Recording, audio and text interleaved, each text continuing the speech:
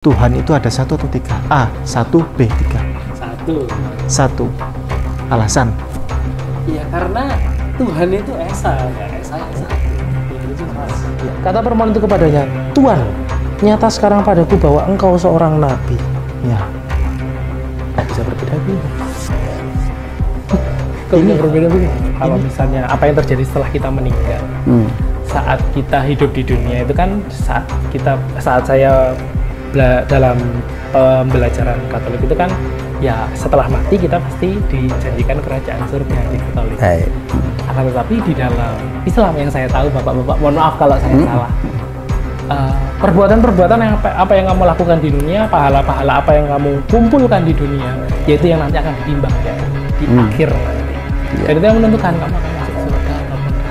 Sedangkan kalau misalnya di Katolik, orang Katolik itu ya karena Yesus itu yang menebus dosa, maka ya sudah, nggak usah ditimbang ya gitu ya. Mungkin kalau disebut jalan raya bypass, langsung surga gitu ya. Mungkin salah satu yang waktu itu saya baca, kemudian saya pikir-pikir, iya juga ya. Berarti pendosa berat di dunia pun kalau itu notabene Katolik, ya pasti masuk beres surga, ya. masuk surga ya. Yang saya rasa itu juga mungkin di salah satu sisi tidak adil, di salah satu sisi mengenakan. Enak gitu ya.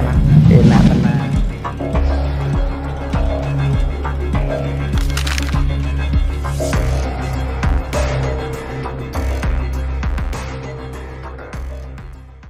Gerakan kurban tidak biasa untuk mu'alaf di pedalaman. Mu'alaf Center Nasional Hagia Sophia Indonesia membuka peluang ladang amal berkurban dengan seluas-luasnya untuk sasaran mu'alaf miskin di pedalaman. Ada 3 nilai lebih yang akan Bapak Ibu dapatkan. 1. Kurban Anda tepat sasaran kepada yang benar-benar membutuhkan. 2. Mu'alaf di pedalaman sangat-sangat senang karena mereka jarang makan daging. Lebih seringnya makan umbi-umbian. Bahkan mereka sering makan ulat sagu. Jangankan daging, beras saja mereka tidak mampu untuk beli. 3. Nama Anda akan kami cantumkan di dalam laporan video pelaksanaan kurban. Adapun sasaran, wilayah yang akan menjadi tempat untuk pelaksanaan berkurban adalah Mu'alaf Pedalaman Simoy-Laklak, Mu'alaf Bolang Mongondo, Mu'alaf Pedalaman Uwe Malingku, wilayah garis pemurtadan Malang Selatan, dan lain-lain dengan ketentuan sebagai berikut.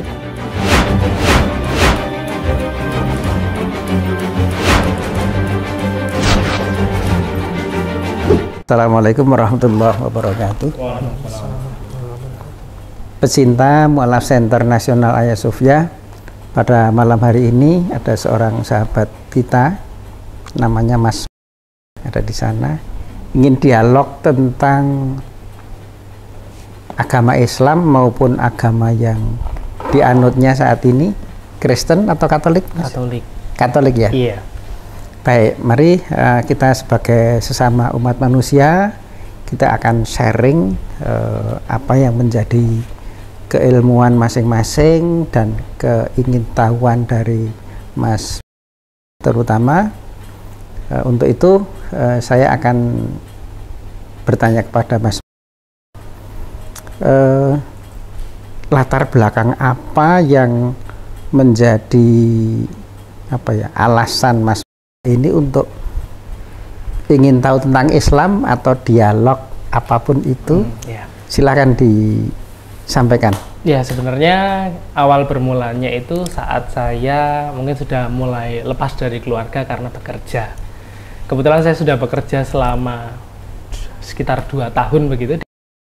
Nah, di saat saya bekerja ini kan memang saya terkadang pulang, terkadang juga tidak.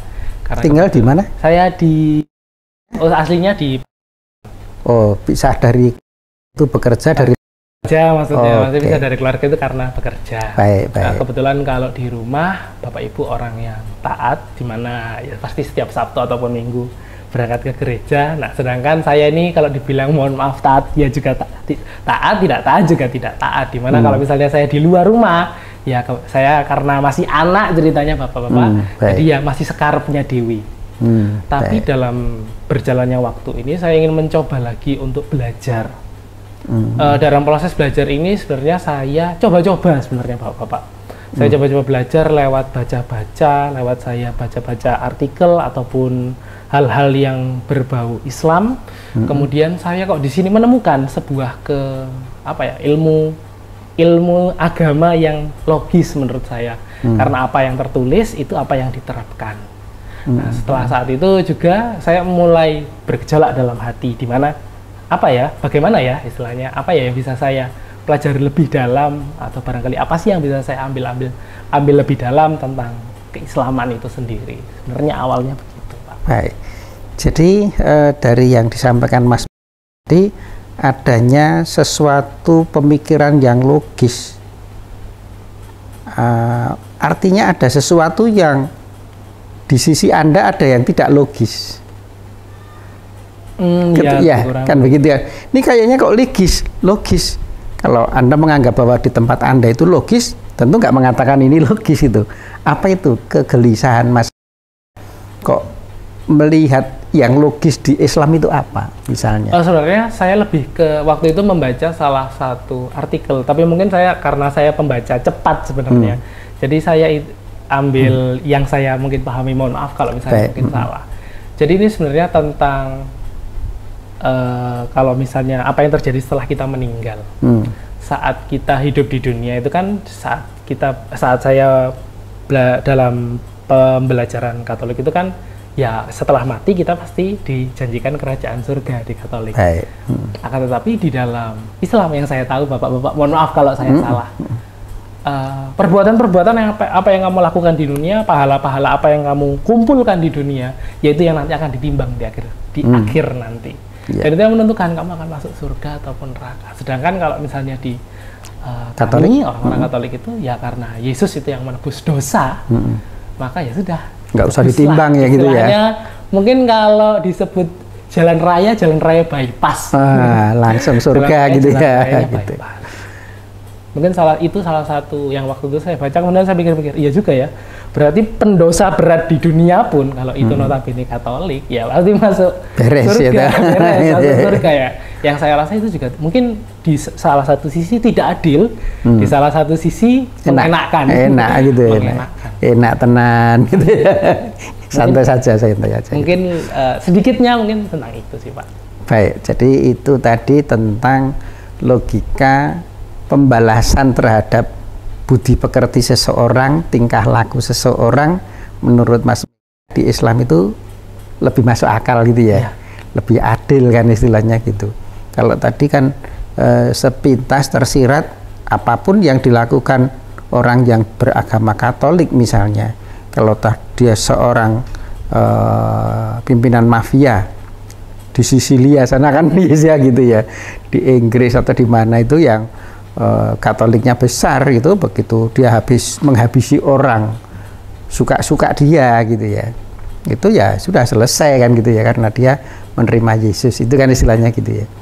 Tapi kalau Islam tidak demikian, karena hidup di dunia ini orang itu kan punya nyawa cuma satu.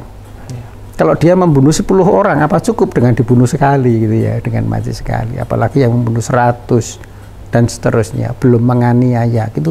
Memang salah satu syarat di Islam itu orang menggunakan akal. Dan di Al-Quran sendiri banyak sekali pertanyaan, mengapa kamu tidak berpikir, apakah kamu tidak berpikir, apakah kamu tidak menggunakan logika, apakah kamu tidak menggunakan hati nuranimu. Itu banyak sekali di Al-Quran memancing kita untuk berpikir. Sedangkan mungkin di agama yang Mas anut ini kan lebih banyak kalau berpikir terus imani saja kan begitu ya. Oh ya, mungkin lebih arah itu. Gitu ya. Maksudnya. Nah, itu dari sisi pembalasan di dunia dan di akhirat nanti.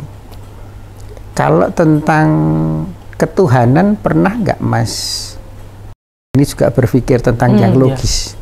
Untuk perihal ketuhanan yang Trinitas itu ya mungkin ya yang mungkin sering kali juga orang-orang membicarakan tentang apa sih 3 adalah 1 adalah 3 itu tadi.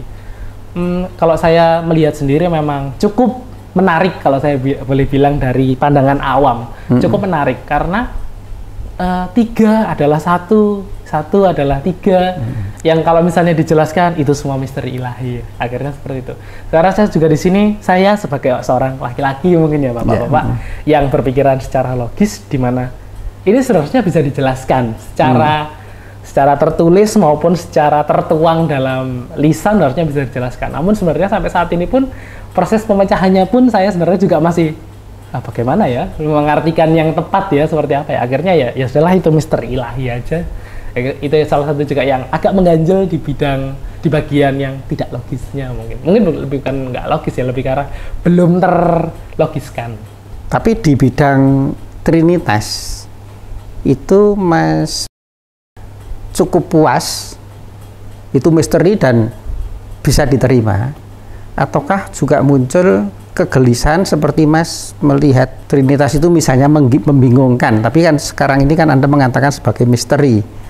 Nah, yang ingin kita tahu itu apakah itu cukup memuaskan untuk sementara, tidak ada kegelisahan tentang Trinitas sebagaimana Mas gelisah tentang di hari pembalasan tadi. Kalau dibilang bentuk kegelisahan, sebenarnya gelisah Pak, karena kita sebagai orang-orang yang Katolik juga diperbingungkan dengan apa sih yang tepat, atau arahan, atau mungkin arti yang tepat dari hal itu seperti apa. Karena kalau dari yang kami tahu selama ini, pelajaran dari kelas SD sampai kami SMA, kalau kami belajar Katolik, ya udah itu adalah misteri ilahi. Kalau kita hubungkan juga dengan konsep nanti di akhir, saya rasa di sini masih belum, saya yang mungkin saya yang masih belum sampai mungkin kalau dihubungkan seperti itu. Karena yang saya tahu kalau misalnya kita bicarakan soal di akhir nanti ya Tuhan Yesus menebus. Tapi kalau misalnya itu di konsep yang dihubungkan, saya yang mungkin kurang bisa menghubungkan. Baik, alhamdulillah pada malam hari ini saya berjumpa dengan sahabat kami Pak yang sangat open mind. Bagaimana open mind beliau berani karena apa? Karena tidak pernah kenal dengan kami akhirnya, tapi bisa mau duduk bareng, mau datang. Baik, begini, sekarang pertanyaan tentang dosa tadi itu. Pertanyaan saya sekarang, untuk menguji kecerdasan dari Pak, logisnya, akal sehatnya itu apakah dipakai apa enggak, itu caranya mudah, sederhana. Oke. Saya yakin Pak adalah orang yang cerdas. Pertanyaan saya sederhana, pilih A atau B? Lebih logis mana? A, silakan berbuat apa saja karena dosamu akan ditebus. Atau B, silakan berbuat apa saja, tapi ingat, Anda akan dimintai pertanggungjawabannya. B. B. Selamat, Bapak orang yang cerdas, yang logis menggunakan akal sehat. Karena di Alkitab ini, yang setebal ini, tidak pernah ada satupun ayat yang Yesus mengatakan bahwa aku akan menebus dosa umat manusia. Gak ada. Adanya itu bikinan Paulus. Janji-janji yang terlalu over tadi itu bikinan Paulus. Kalau Yesus tidak pernah dia bilang begitu. Adanya justru Alkitab ini menyampaikan tentang akal sehat. Dalilnya Bapak mungkin bisa dibuka Yeremia pasal 17 ayat 10. Oh, saya buka ini. Iya. Oke. Yeremia pasal 17 ayat 10. Saya baca. Iya. Aku Tuhan yang menyelidiki hati, yang menguji batin, untuk memberi balasan kepada setiap orang setimpal dengan tingkah langkahnya, setimpal dengan hasil perbuatannya. Itu siapa yang bilang tadi? Yeremia. Oh, bukan. Oh. Siapa yang bilang? Aku Tuhan yang menyelidiki. Ya, yang bilang Tuhan sendiri akan membalas setimpal dengan tingkah lakunya dan hasil perbuatannya. Jadi orang akan diminta pertanggungjawabannya sesuai dengan apa yang dilakukannya. Kalau ada orang tiba-tiba sedikit-dikit yang menebus Yesus, sedikit-dikit yang menebus Yesus, kan enak, kasihan Yesus. Orang anak manusia bikin dosa. Semua ingat, tidak apa-apa yang nebus di Yesus. Tidak sesuai dengan akal sehat. Sedangkan manusia itu dibekali dengan akal sehat. Berikutnya Bapak lihat di Yehezkiel pasal 18 ayatnya 20. orang yang berbuat dosa itu yang harus mati. Anak tidak akan turut menanggung kesalahan ayahnya, dan ayah tidak akan turut menanggung kesalahan anaknya. Orang benar akan menerima berkat kebenaran, dan kefasikan orang fasik akan tertanggung atasnya. Ya, jadi dosa anak tidak akan ditebus oleh bapaknya, dosa bapak tidak akan ditebus oleh anaknya. Masing-masing orang akan diminta pertanggungjawabannya sesuai dengan amal perbuatannya masing-masing.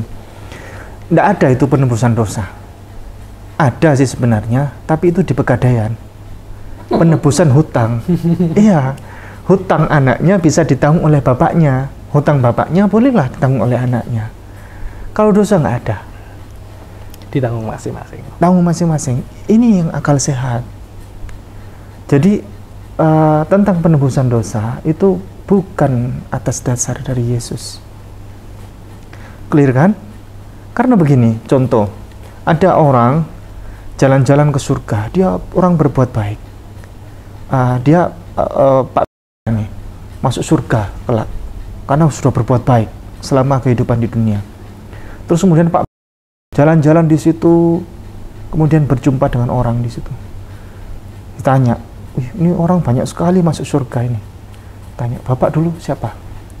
Dia jawab bahwa dia itu katanya tukang begal motor.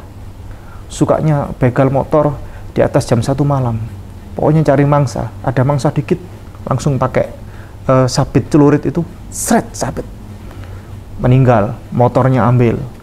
Korbannya sudah ratusan orang meninggal atas tangannya itu. Pokoknya kerjaannya, hobinya begal motor itu. Loh, kok bisa masuk surga, Pak? Kan dosa saya sudah ditebus sama Yesus, kan gitu. Kemudian nanya lagi, dia jalan-jalan, siapa Anda? Terus jawab orang itu. Dia cerita kalau dia itu tukang debt collector, sukanya itu hobi main perempuan, perkosa sana perkosa sini. Pokoknya dia itu suka mendolimi perempuan. Kok bisa masuk surga? Dia jawab, kan dosa sudah ditebus oleh Yesus. Kemudian dia jalan-jalan lagi, ketemu lagi orang. Siapa Bapak? Dia cerita kalau dia pejabat besar, dia dulu pejabat negara. Dia korupsi triliunan rupiah, bukan triliunan, ratusan triliun dia korupsi.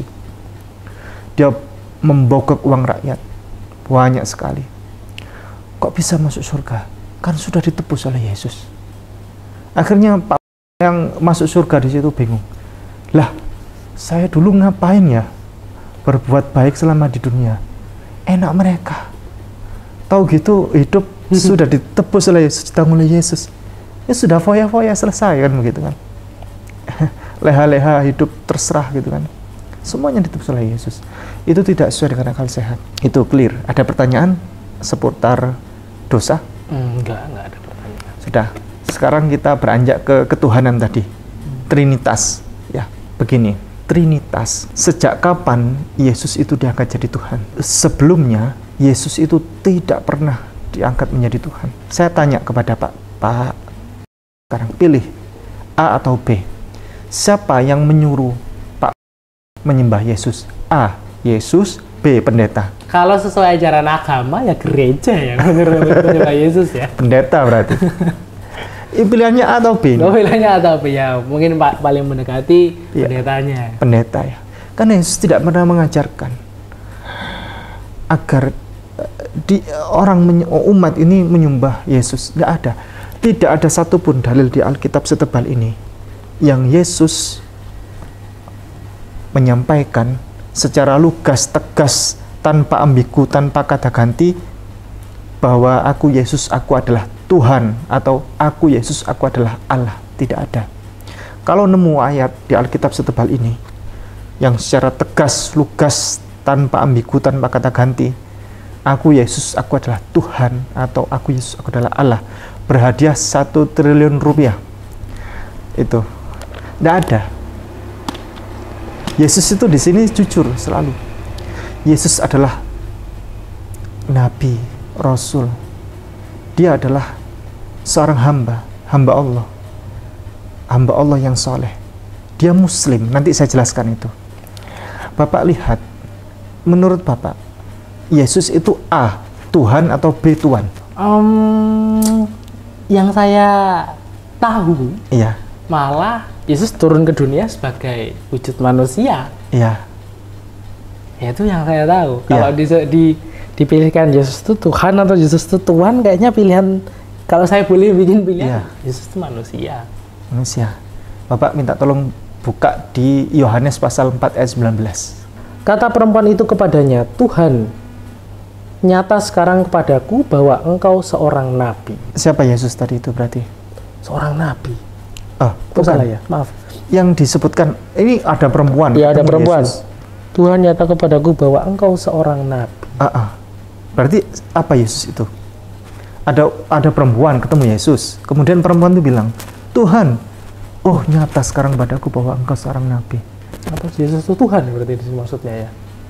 Tapi ganjal nggak ayat itu? Mengganjal. Mengganjal. Mengganjal. Ini saya salaman sama Bapak. Oke. Bapak kan wali kota ya. Oke. Oh, Pak Wali Kota. Assalamualaikum, selamat malam Pak Wali Kota. Iya. Sekarang saya jadi tahu, nyata sekarang padaku bahwa ternyata Pak Wali Kota ini ketua RT. Oke, agak aneh kata-katanya. Iya, agak aneh kan? Agak aneh kata-katanya. Menghina Pak Wali Kota nggak? Oh, itu maksudnya menghina. Oh, oke. Downgrade, Iya. turun kan? Menurunkan. Itu tadi apa tuh? Tuhan nyata, Kepadaku bahwa engkau seorang nabi. habis Tuhan turun menjadi, Nabi. ayat itu mengganjal. Bapak buka ini. Yohanes pasal 4 ayat 19. Baca dulu. Sama ya harusnya. Iya. Sebentar. Kata perempuan itu kepadanya, Tuhan, nyata sekarang padaku bahwa engkau seorang nabi. Iya. Kok bisa berbeda begini? Kok bisa berbeda begini? Ini LAI, Ini apa ini? Lembaga Alkitab Indonesia, sama.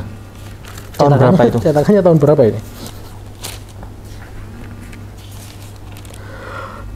2019. Ini 2023. Baru ini yang terbaru ya barusan ya. Ini yang terbaru. Karena terlalu banyak dikritik oleh Muslim, bahwa sebenarnya di Alkitab itu tidak ada Tuhan, tidak ada. Selalu Tuhan, Nabi, Tuhan, Nabi. Karena terlalu banyak dikritik, akhirnya dikembalikan lagi menjadi Tuhan. Sebenarnya Bible tahun-tahun dulu itu semuanya Tuhan. Ini Tuhan. Untuk apa? Untuk menegaskan bahwa Yesus itu Tuhan. Tapi ternyata bukan. Memang tidak ada di sini. Itu clear ya. Yesus itu di Alkitab setebal ini tidak ada. Tuhan. Dia sebenarnya adalah Tuhan. Orang yang dihormati. Ada banyak ayat di tempat lain yang begitu. Tuhan diganti Tuhan. Tuhan diganti Tuhan. Oke lah, nanti kita bahas. Next. Sekarang, bagaimana cara kita untuk mengetahui siapa Yesus sebenarnya? Dari mana? Dari manuskrip ini. Dari sini akan kita buka kejujuran.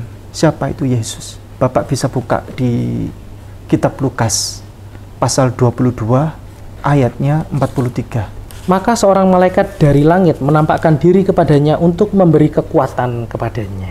Jadi ada tiba-tiba Yesus didatangi oleh malaikat tiba-tiba datang dari langit menampakkan diri kepada Yesus. Lanjut, yang 44. Ia sungguh ketakutan dan makin bersungguh-sungguh berdoa. Peluhnya menjadi seperti titik-titik darah yang bertetesan ke tanah. Dia berhadapan dengan malaikat itu, Yesus didatangi malaikat. Saking didatangi itu, akhirnya dia menjadi ketakutan. Betapa besarnya rasa takut Yesus itu akan kehadiran malaikat itu, sampai dia terus berdoa begitu, sambil keringatnya itu bercucuran sampai menetes itu. Gimana tadi bahasanya? Peluhnya seperti titik-titik darah yang bertetesan ke tanah. Peluhnya Maksudnya keringatnya bertetesan seperti titik-titik darah titik darah yang menetes ke tanah kan. Pertanyaannya sekarang, kalau Yesus itu Tuhan yang benar ya, kalau Yesus Tuhan, Yesus diberikan kekuatan oleh malaikat, B, Yesus memberikan kekuatan oleh malaikat kepada malaikat. Kalau Yesus Tuhan ya yang memberikan kekuatan. Yang memberikan itu tadi apa? Malah ketakutan. Bukan, yang 43. 40. Maaf ya Pak ya. Memberi kekuatan malahan malaikatnya. Ya. Malaikat yang memberikan kekuatan. Kalau Yesus Tuhan, tidak mungkin malaikat memberikan kekuatan. Justru Yesus yang harusnya memberikan kekuatan kepada malaikat. Itu yang pertama. Yang kedua, kalau Yesus itu Tuhan, tidak mungkin dia ada rasa ketakutan dengan kehadiran malaikat itu. Saking takutnya, sampai keringatnya itu menetes, menyucur seperti titik-titik darah yang menetes ke tanah itu. Saking takutnya Yesus itu. Tidak mungkin kalau itu Tuhan, Yesus itu tidak mungkin sampai setakut itu. Pertanyaannya, Yesus kalau itu Tuhan, A, Yesus takut kepada malaikat, atau B, malaikat yang takut kepada Yesus? Kalau Yesus itu Tuhan, harusnya malaikat yang takut ke Yesus. B. Kemudian Bapak buka Markus pasal 11 ayatnya 12. Keesokan harinya sesudah Yesus dan ke-12 murid meninggalkan Betania, Yesus merasa lapar. Mohon dibantu diganti Yesus menjadi Tuhan keesokan harinya. Keesokan harinya sesudah Tuhan dan ke-12 muridnya meninggalkan Betania, Tuhan merasa lapar. Logis tidak? Tidak harusnya. Kalau Yesus itu Tuhan, A, Yesus lapar, B, Yesus tidak akan pernah lapar dan kekal abadi. Yang mana? Seharusnya kalau Yesus adalah Tuhan, ya Yesus tidak lapar dan Tidak kekal lapar. abadi. Terus lanjut ayat berikutnya. Dan dari jauh ia melihat pohon ara yang sudah berdaun. Ia mendekatinya untuk melihat kalau ia mendapat apa-apa pada pohon itu. Tetapi waktu ia tiba di situ, ia tidak mendapat apa-apa selain daun-daun saja, sebab memang bukan musim buah ara. Lanjut lagi, terus. Maka katanya kepada pohon itu, jangan lagi seorang pun makan buahmu selama-lamanya. Dan murid-muridnya pun mendengarnya. Karena Yesus beserta murid-muridnya itu lapar. Yesus melihat, di sana ada pohon ara. Ayo kita makan, kita akan makan besar di sana. Lalu mereka menghambur ke arah pohon ara itu. Semakin dekat. Ternyata pohon itu tidak ada buahnya. Yesus kaget. Dia lupa, ternyata ini bukan musim buah ara. Setelah itu, Yesus marah kepada pohon itu. Sudah pohon, kamu telah menipu aku. Istilahnya begitu ya. Sekarang kau sudah tidak usah berbuah selama-lamanya. Sekarang, ya, kalau misalnya Yesus Tuhan, tidak mungkin Yesus itu tidak tahu. Kalau dari kejauhan itu, ternyata pohon itu tidak berbuah. Sedangkan di situ Yesus ternyata tidak maha tahu. Dari jauh sekali dia melihat bahwa di sana itu pohon ara yang berbuah, tapi begitu dekati ternyata tidak ada buahnya. Yesus berarti tidak maha tahu. Yang ketiga ya, tadi Yesus laparnya, terus kemudian tidak maha tahu. Terus berikutnya yang ketiga sekarang, Yesus lupa, bahkan musim buah ara aja tidak tahu. Lupa dia. Dia baru sadar ketika dekat tidak ada buahnya, dia baru ingat, ini ternyata memang bukan musim buah ara. Kalau Yesus Tuhan, Yesus tidak mungkin tidak tahu musim. Yesus tidak tahu musim, berarti Yesus bukan Tuhan. Berikutnya, setelah itu Yesus menghardik, mengutuk pohon itu, marah dia. Seandainya Yesus itu Tuhan, maka seharusnya Yesus itu mengadakan sesuatu yang tidak ada. Hai pohon, berbuahlah engkau, celing, maka pohon itu akan berbuah. Tapi Yesus tidak melakukan itu. Dan Yesus malah mengutuk pohon itu. Sebenarnya dari ayat itu ada satu kesimpulan penting, yakni Yesus itu adalah Rasul, manusia biasa. Dia hamba Allah, yang bagaimanapun dia tidak maha tahu, dia adalah orang yang lupa, dia adalah orang yang tidak bisa mengadakan sesuatu menjadi ada. Berarti kesimpulannya, Yesus Tuhan atau B Tuhan? Yesus Tuhan. Tuhan. Begitu. Sekarang saya tanya lagi kepada Bapak. Seandainya Bapak disuruh milih, A, Bapak ikut para nabi dan rasul bahwa babi itu haram, B, silakan makan apapun sepuasnya. Silakan makan apa saja, semuanya halal. Kalau boleh milih A sih sebenarnya. Milih A. Logis mana? Karena kalau melihat, sebenarnya bukan ke arah mengharamkan babi secara langsung. Kalau saya sendiri mungkin nggak begitu, cuman lebih ke arah karena saya nggak makan babi aja. Karena memang nggak makan aja. Bapak adalah orang yang bagus, Bapak adalah orang yang taat, yakni ajaran Nabi dan Rasul, bahwa babi itu haram. Semua para Nabi dan Rasul mengharamkan babi, termasuk Yesus Kristus alaihissalam. Dalilnya ada di kitab Imamat pasal 11 ayat 7-8. Demikian juga babi hutan, karena memang berkuku belah, yaitu kukunya bersela panjang, tetapi tidak memamah biak, haram itu bagimu. Daging binatang-binatang itu janganlah kau makan, dan bangkainya janganlah kau sentuh. Haram semuanya bagi. Ya, itu tadi yang haram apa tadi? Demikian juga babi hutan. Yang haram berarti apa? Babi hutan. Babi hutan. Berarti babi kecap nggak haram ya? Mungkin maksudnya babi hutan secara keseluruhan kalau mau digunakan daging atau Ke babi ternak? harusnya keluarga babi-babian ya hitungannya ya. Iya. Haram juga harus. Bapak lihat di sini. 7 sampai 11 ayat 7. 7 sampai 8 ya tadi. Babi juga najis bagimu. Ada hutannya nggak? Nggak ada. Karena babi memang berkuku. Ya, hilang hutannya. Hilang hutannya. Berarti yang salah siapa ini? Tim percetakan atau tim penafsir begitu ya. Di Bible semua bahasa Inggris, bahasa apa? Nggak ada babi hutan itu, adanya Ya, babi. babi gitu ya. Bapak buka Ulangan pasal 14 ayat 8. Juga babi hutan karena memang berkuku belah tetapi tidak memamah biak, haram itu bagimu. Yang haram apa binatang. tadi? Masih babi hutan. Ini Tadi ayat 14 ayat. 14 ayat 8. Babi juga jadi babi sekarang. jadi Babi babi. juga najis bagimu. Yang salah siapa, Pak? Ini. Tim penafsir, mungkin penafsir bahasa. Translatornya. Kenapa kok dirubah-rubah gitu? Mungkin karena kurang pas atau mungkin karena itu tadi babi hutan, berarti kalau babi yang lain boleh. Mungkin ada yang berkomentar begitu mungkin akhirnya. Bapak buka di 2 Tawarikh pasal 22 ayat 2. Ahazia berumur 42 tahun. Ya, stop dulu. Umur berapa Ahazia tuh? 42 tahun. Ini umur berapa, Pak? 22 ayat 2. 22 ayat. Ahazia berumur 22 tahun. Yang salah siapa ini, Pak? Tim percetakannya, ini tim translatornya. Ya, oke. Bapak buka di 2 Samuel pasal 24 ayat 13, Pak. Kemudian datanglah Gad kepada Daud, Ya. memberitahukan kepadanya dengan berkata kepadanya, akan datangkah menimpa engkau 3 tahun kelaparan di negeri? Berapa tahun kelaparannya, Pak? 3 tahun. 3 tahun, Pak. Bapak buka ini. Tadi tolong. 24 ayat 13, 24 ayat. Bawa sendiri. Lalu Gad datang kepada Daud dan memberitahukan kepadanya, berkata, apakah 7 tahun kelaparan? Yang itu berapa tahun, Pak, tadi? 3. Ini berapa tahun? 7 jadinya. 7. Yang salah siapa ini, Pak? Nah, ini tim percetakannya, tim translatornya. Jadi begini, Mas. Ini kitab suci. Mestinya kan nggak boleh orang mengubah sesuka hati. Ternyata sudah terjadi bahwa Tuhan itu berubah jadi Tuhan. Dan Tuhan berubah jadi Tuhan. Itu kitab suci.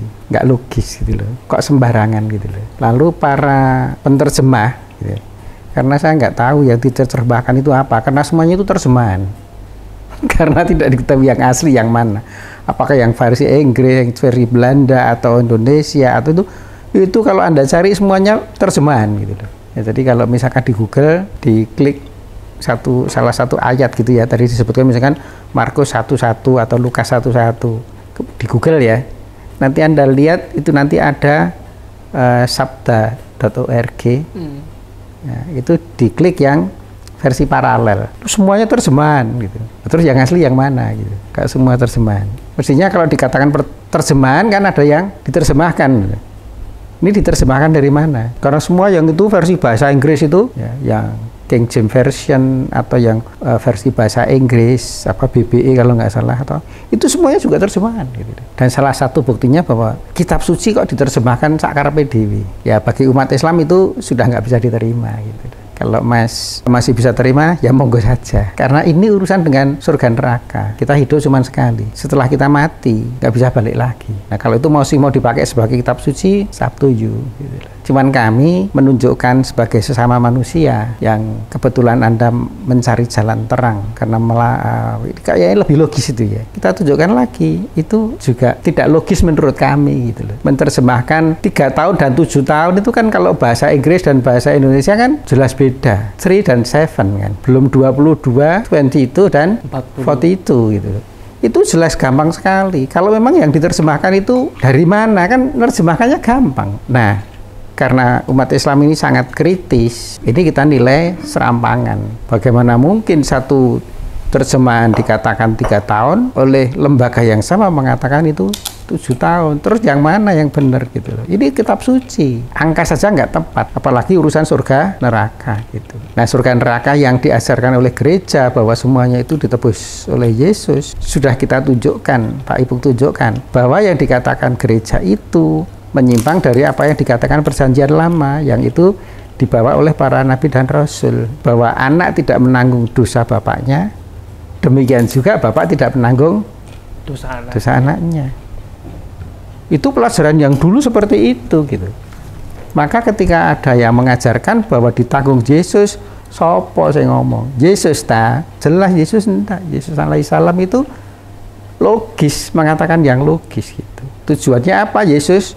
Ya untuk mengenal Allah sebagai satu-satunya Tuhan dan mengenal Yesus sebagai utusan. Allah sebagai Tuhan, Yesus utusan. Allah sebagai Tuhan, Nabi Muhammad sebagai utusan gitu. Tapi alhamdulillah Islam ini mau dibelokkan oleh orang-orang Yahudi nggak bisa. Ada percobaan-percobaan membelokkan Islam supaya menuhankan Nabi Muhammad itu ada, tapi nggak bisa karena kita ketat, nggak mau. Nah, yang jelas Yesus diresmikan sebagai Tuhan itu di tahun 325 di Konsili Nicea. Baru diputuskan bahwa Yesus adalah Tuhan. Jadi sebelumnya enggak gitu loh.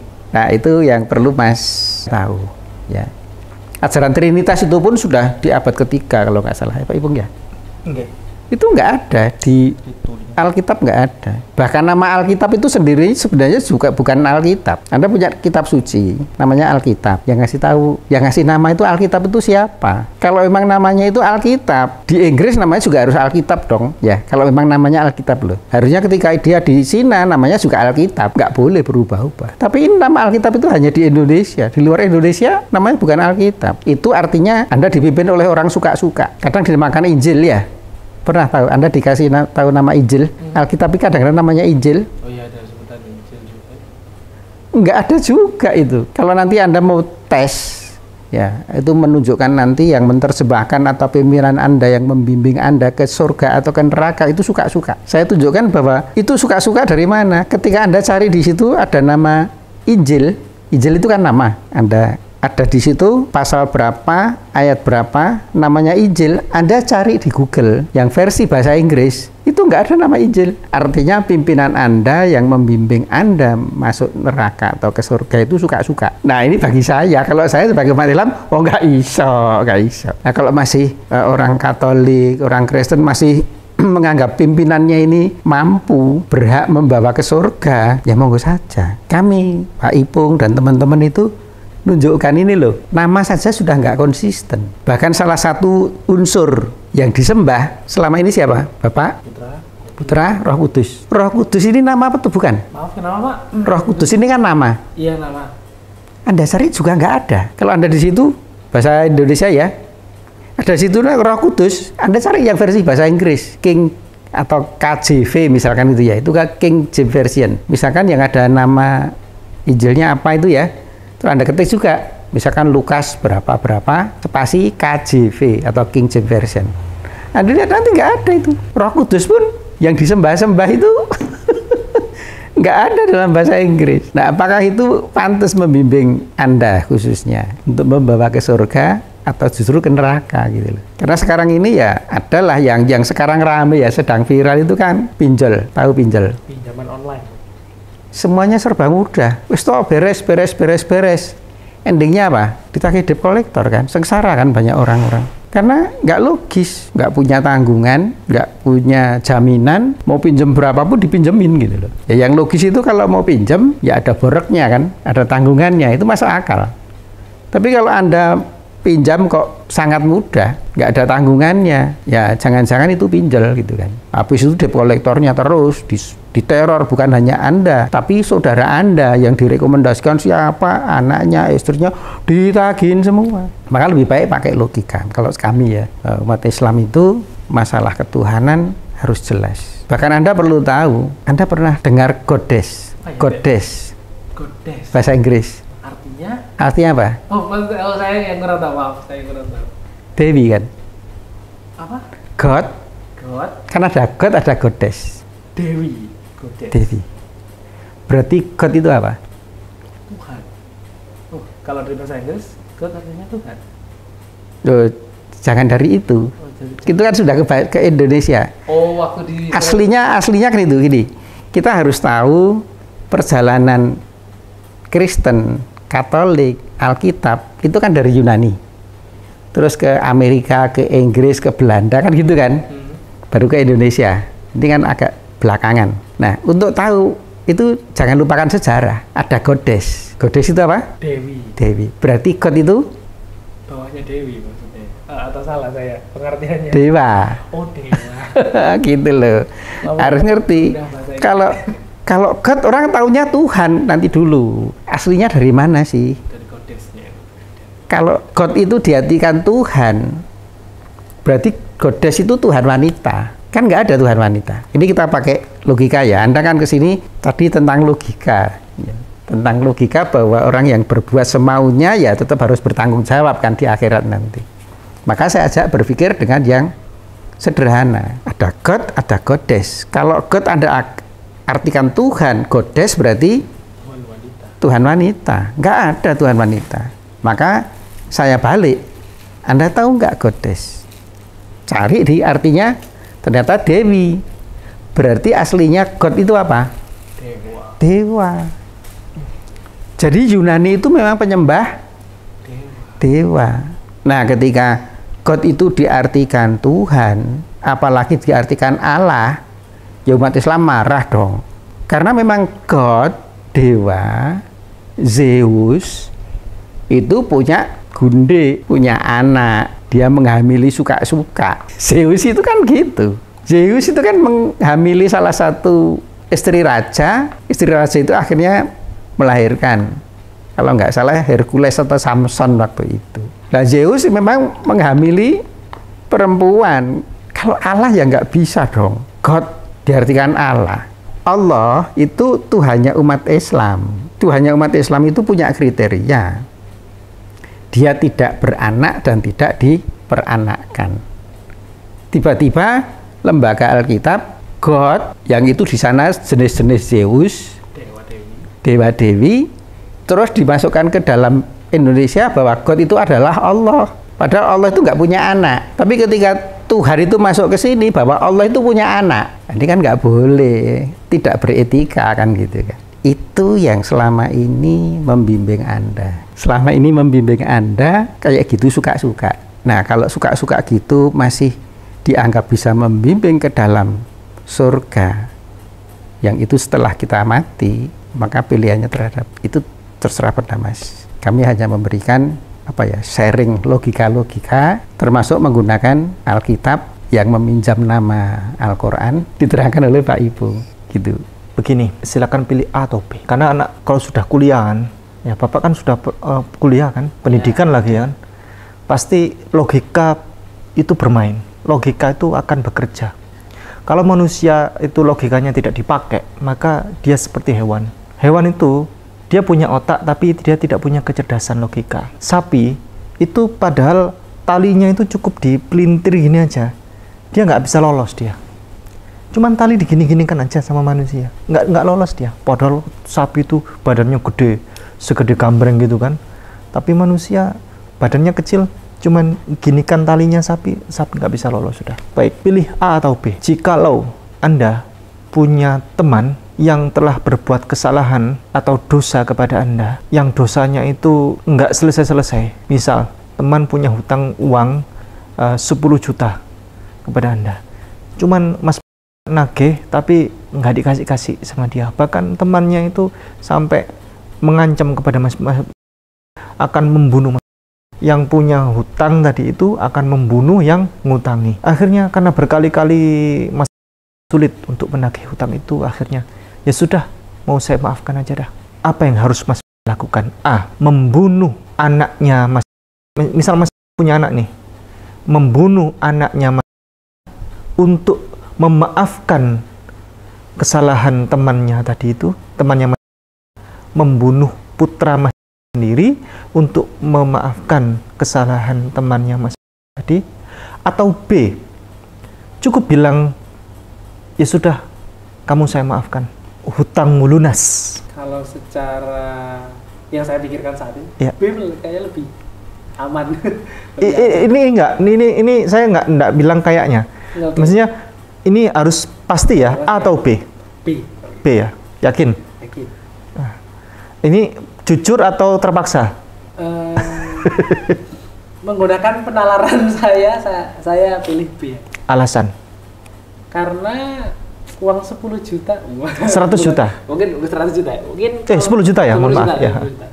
Mungkin kalau uang 10 juta digantikan dengan anak itu kayaknya nggak sebanding. Mending tetap aja. Enggak, anaknya Mas sendiri yang dibunuh. Karena kenapa kok anak saya itu dibunuh? Maaf, saya agak kurang jelas tadi. Kenapa kok anak saya harus dibunuh ya?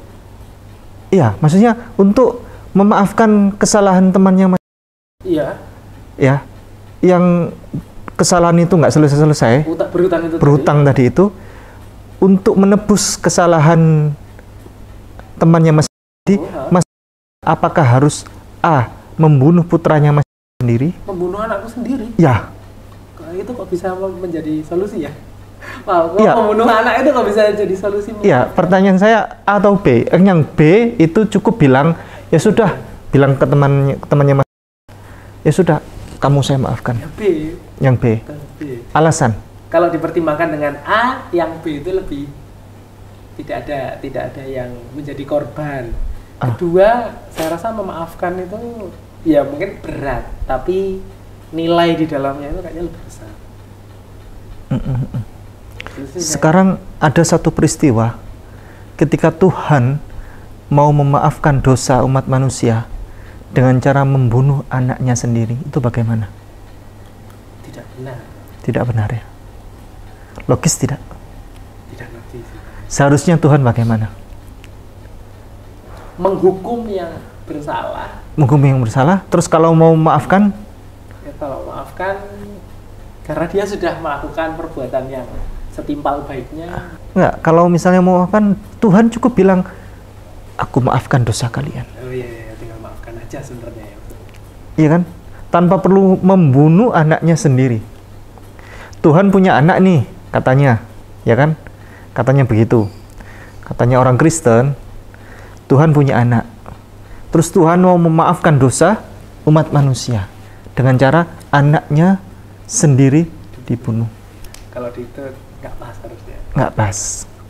Kira-kira itu ajaran apa? Ajaran di cerita Alkitab itu gitu. Iya, maksudnya cerita Alkitab kan gitu kan. Enggak, kalau itu tadi kan katanya tidak logis. Iya. Kalau tidak logis berarti kira-kira ajaran apa itu? Ajarannya nggak benar. Ajarannya nggak benar. Yang kurang pas. Itu ajaran pagan. Apa? Ajaran pagan. Apa itu ya? Maaf, saya pertama kali dengar pagan gitu. Nanti bisa dipelajari ya di Google. Iya. Baik. Ini pertanyaan berikutnya. Jikalau Anda hidup di zaman Yesus, saat Yesus ditangkap itu, apa yang akan Anda lakukan? A. Lari. B. Membela Yesus dan menyelamatkan Yesus.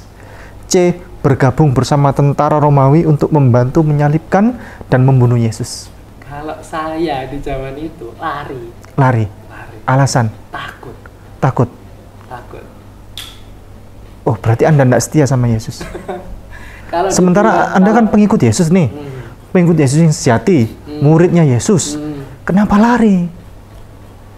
Boleh dibandingkan nggak kira-kira? Boleh nggak jawaban saya ini agak membandingkan? Harus punya alasan yang tepat. Punya alasan yang tepat. Ya. Karena prosesi, kalau saya boleh membayangkan prosesi penyaliban Yesus, itu kejadian yang ngeri. Mungkin seorang awam saya, atau mungkin kalau saya itu muridnya salah satunya, sudah gila ketakutan. Pasti gila ketakutan. Dan tidak ada sedikit pun keberanian untuk ikut bantu. Bantu untuk menyalibkan? Membantu meringankan bebannya Yesus maksudnya. Kalau membela maksudnya, membela Yesus maksudnya gitu ya? Kayaknya enggak. Soalnya takut pasti. Daripada nanti juga ikut dihukum, disalib juga. Kayaknya jawaban takut itu saya rasa itu jawaban yang paling realis. Tapi Anda dituduh sebagai murid yang tidak setia dong? Akhirnya dituduh sebagai murid yang tidak setia. Iya. Tapi kalau boleh secara kemanusiaan saya takut. pasti takut. Siapa yang nggak takut? Kalau melihat kejadian itu, pasti takut. Tentara Romawi ini berjasa nggak dalam penembusan dosa? Tentara Romawi ini berjasa tidak. Tidak. Karena kan tentara Romawi itu hanya mengikuti aturan dari siapa ya raja waktu itu ya namanya ya? Pontius Pilatus. Pontius Pilatus. Pontius Pilatus. Pontius Pilatus. Pontius Pilatus kan menanyakan kepada warganya, ke rakyatnya, gimana ini? Salibkan dia akhirnya. Ya mau tidak mau, suka tidak suka, prajurit ya ikut Pilatus. Ya udah kalau misalnya memang rakyat pengennya gitu, ya udah salibkan aja. Ya kalau dilihat dari ceritanya, berjasa atau tidaknya tentara Romawi ya, tidak berjasa karena hanya ikut saja. Menurut Anda, Yesus disalib itu A. penghukuman, B. untuk menebus dosa? Pada saat itu ya, penghukuman ya. Karena waktu itu kan diberikan apa sih namanya? Kalau di persidangan itu tuntutannya itu kan mengajarkan ajaran yang tidak sesuai dengan Taurat, kemudian berbuat apa ya? Berbuat kebaikan bukan berbuat kebaikan, menolong orang di hari Sabat, sama itu sih kayaknya dosa waktu itu yang kalau saya nggak salah ingat ya itu dua itu kayaknya yang buat. Berarti Yesus dihukum ya? Iya dihukum. Berarti penebusan dosa itu nggak ada ya? Kalau penebusan dosa itu nggak ada ya, untuk cerita itu nggak diceritakan dia menebus dosa.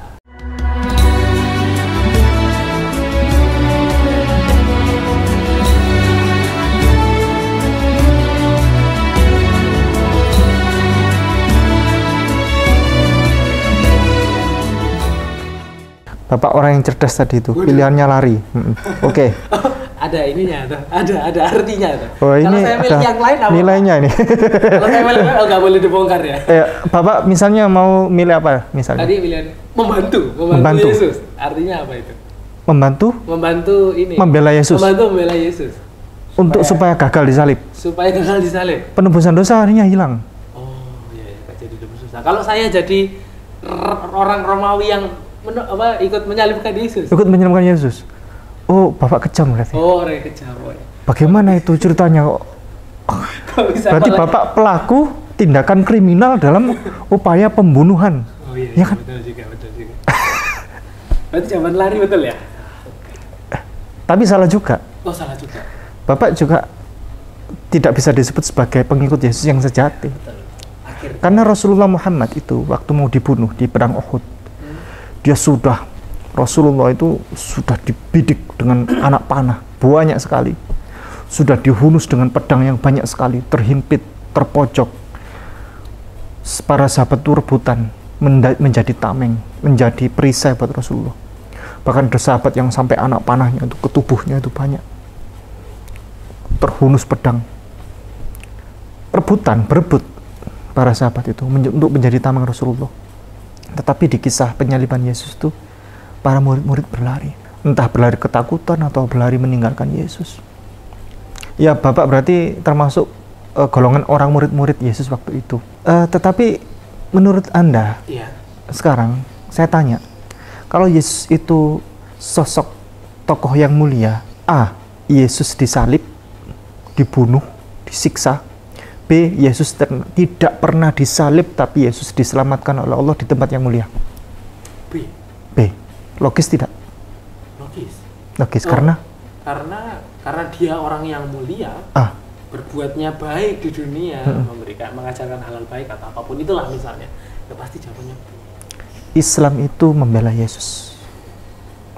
Kristen Katolik itu justru merendahkan Yesus, justru menghina Yesus. Katanya Yesus disalib, dibunuh, disiksa, tangannya dipaku, sampai berdarah-darah, dicambuk dan seterusnya. Islam itu menempatkan Yesus di tempat yang mulia karena dia sosok yang mulia. Dalilnya di Al-Quran itu wa ma qataluhu wa ma salabuhu walakin syubbiha lahum. Ini ada di Al-Quran, nanti tinggal diketik ya di Al-Quran nanti.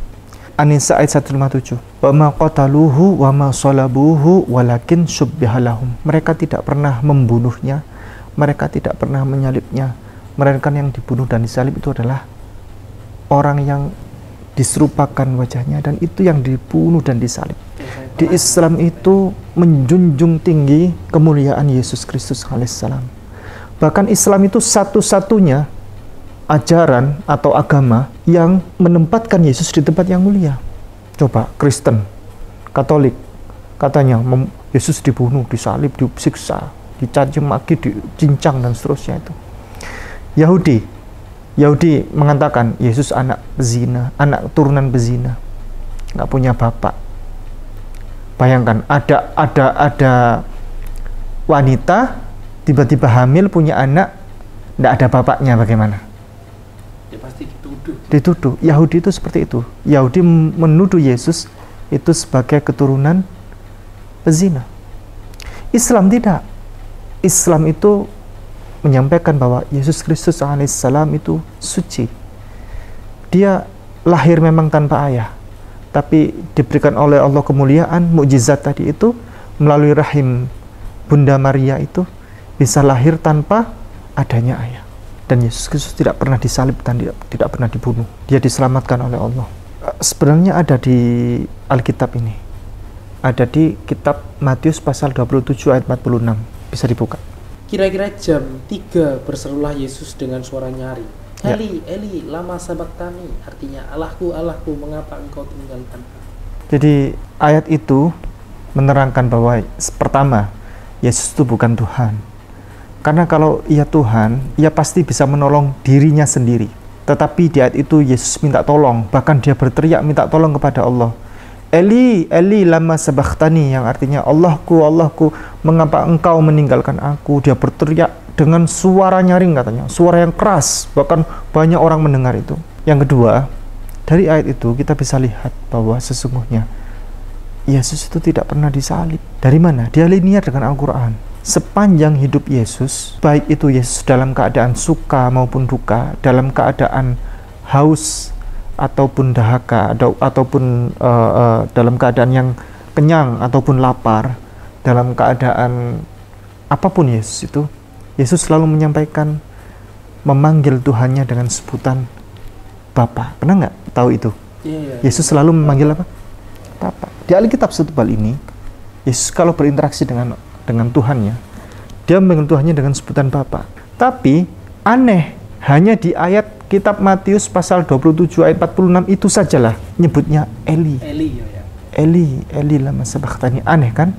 Berarti itu yang disalib bukan Yesus. Berarti orang lain itu. Itu cuma mengungkap ayat itu. Contoh begini, ada seorang laki-laki ini, seorang suami sudah dia punya istri, dia sudah menikah sekitar 40 tahun. Ya, 40 tahun dia sudah sepuh ini. Selama 40 tahun itu suaminya memanggil istrinya dengan sebutan sayang. Tetapi tiba-tiba suatu pagi suaminya itu baca berita di depan, baca-baca berita itu kan lewat HP gitu. Duduk-duduk ngopi di depan di teras rumah. Istrinya di belakang nih. Di rumah di dalam, di dapur itu. Lalu dari depan itu teriak laki-laki itu. Dinda, gitu. Coba, marah nggak istri itu? Karena kebetulan saya belum beristri. Oh ya. Jadi kurang tahu ya. Kalau secara nalarnya harusnya nggak marah karena cuma dipanggil nama. Cuman mungkin di belakangnya kayak biasanya manggil sayang, sekarang nggak manggil Dinda. Iya. Nama si perempuan itu adalah Elisa. Ya marah maksudnya. Marah ya kan? Perempuan mana lagi nih yang kamu panggil? Itu dia. Nama perempuannya itu Elisa. Ternyata. Tapi si pria tadi itu memanggil dengan sebutan Dinda. Bayangkan 40 tahun menikah. Panggil Dinda. Panggil Dinda. Tiba-tiba istrinya datang ke depan itu. Siapa yang kau panggil? Kata si bapaknya tadi itu, bukan aku, tukang bakso depan yang panggil. Oh, ternyata orang lain. Iya kan? Memang suaranya hampir sama. Sama seperti penyaliban Yesus tadi itu. Coba, siapa yang manggil-manggil? Eli, Eli itu. Apakah tukang bakso? Dia bukan Yesus. Dari penyaliban Yesus, ya. Itu menunjukkan bahwa sebenarnya yang disalib itu bukan Yesus. Karena sepanjang hidupnya Yesus alaihissalam itu memanggil dengan Bapa. Di Alkitab itu, di Bible itu tidak pernah memanggil Eli. Jadi versi Al-Quran yang itu tidak pernah berubah dan tidak pernah salah. Itu sudah 1400 tahun, baik tentang cerita maupun tentang sains yang berkembang dari masa ke masa. Al-Quran tidak pernah salah. Salah satunya Al-Quran mengatakan bahwa wama qataluhu wama sholabuhu walakin syubbiha lahum, yang tadi ya, bahwa dia Yesus Kristus alaihissalam tidak dibunuh dan tidak disalib, tetapi orang yang diserupakan. Nah, ini didukung oleh peristiwa penyaliban Yesus. Yang disalib itu menerikan Eli, Eli, lama sabachthani. Berarti itu bukan Yesus. Karena Yesus itu bisa menghilang, bisa berubah muka, berubah wajah, itu dalam Alkitab ada. Yesus itu bisa menghilang dari sini, muncul di tempat lain. Yesus juga bisa di depannya murid-murid itu mengubah wajahnya, semuanya tersengang. Itu juga didukung ketika Maria Magdalena ke kuburan yang sudah terbuka itu, ketika Yesus menyapa dia, Maria Magdalena nggak kenal karena Yesus Kristus sudah mengubah wajahnya. Gitu loh. Maria Magdalena itu nggak ngerti, murid-muridnya juga pangling dengan wajahnya Yesus yang baru. Maka ayat Al-Quran yang mengatakan bahwa tidak disalib dan tidak dibunuh, tetapi orang yang diserupakan, ini sangat didukung dengan fakta dari Alkitab bahwa yang berteriak itu Eli, Eli, lama sabachthani itu bukan Yesus pasti, tetapi Yesus sudah merubah wajah dan lolos dari tujuan penyaliban tadi dengan mengubah wajahnya, sampai Maria Magdalena dan murid-muridnya tidak mengenal Yesus gitu, sampai mereka harus memegang tangannya, harus memegang perutnya. Jadi itu fakta-fakta bahwa Yesus tidak dibunuh, tidak disalib. Jadi yang nebus dosa itu ya sopo gitu loh. Itu yang selama ini dipakai oleh Anda dan keluarga Anda. Monggo, ada komentar sekarang? Enggak sih Pak, enggak. Kalau komentar saya rasa enggak sih, cuman mungkin lebih banyak yang lebih akhirnya jelas lagi kalau misalnya, wah ini semakin tidak jelas gitu. Itu kan tadi saya bilang bahwa Yesus dalam keadaan suka maupun duka sepanjang hidupnya, di Alkitab setebal ini Yesus selalu memanggil dengan sebutan Bapa. Pertanyaannya, Bapanya Yesus itu A, Bapanya Yesus saja, hanya Bapanya Yesus. B, Bapaknya Yesus itu termasuk Bapakku, ya Bapaknya Mas, Bapak kita semua. Yang mana yang benar? Waduh, gak bisa jawab aku ini, Pak. Saya kurang kompetensi untuk jawab ini. Enggak, lebih logis mana sekarang, Wis? Lebih logis mana? Saya enggak. Diulang lagi tadi pertanyaannya. Nah, kan Yesus selalu memanggil sebutan Bapa kepada Tuhannya. Seperti Bapak kan? Seperti Bapak ke anak. Pertanyaan saya sekarang, Bapaknya Yesus itu apakah A, hanya Bapaknya Yesus sendiri itu, B, Bapaknya Yesus ya Bapaknya kita, Bapaknya saya, Bapaknya Mas, Bapak kita semua? Lebih logis mana sekarang? B. Alasan? Nggak tahu aja. Saya menebak aja karena saya rasa kompetensi saya nggak mampu untuk menalar itu tadi. Itu sebutan kesayangan sebenarnya. Sebutan kesayangan Yesus kepada Tuhannya, saking ingin dekatnya kepada Tuhannya sampai menyebut Tuhannya dengan sebutan Bapa. Ada dalilnya itu. Bapak bisa buka di Yohanes pasal 20 ayat 17. Kata Yesus kepadanya, janganlah engkau memegang aku, sebab aku belum pergi kepada Bapa, tetapi pergilah kepada saudara-saudaraku dan katakanlah kepada mereka bahwa sekarang aku akan pergi ke Bapakku dan Bapamu, kepada Allahku dan Allahmu. Itu Yesus sendiri bilang, aku akan kembali kepada Bapakku, ya Bapamu, Allahku ya Allahmu. Clear kan? Jadi kalau ada orang menyebut Yesus memanggil Tuhannya dengan sebutan Bapa, itu spesial karena Yesus itu anaknya Allah. Tidak, Yesus sendiri bilang dia itu Bapakku ya Bapamu. Kalau Yesus itu anak Allah, lalu dia karena disebut sebagai anak Allah, lalu dia dijadikan Tuhan, itu logis tidak? Nggak logis. Nggak logis karena kayaknya nggak pas gitu aja. Nggak pas.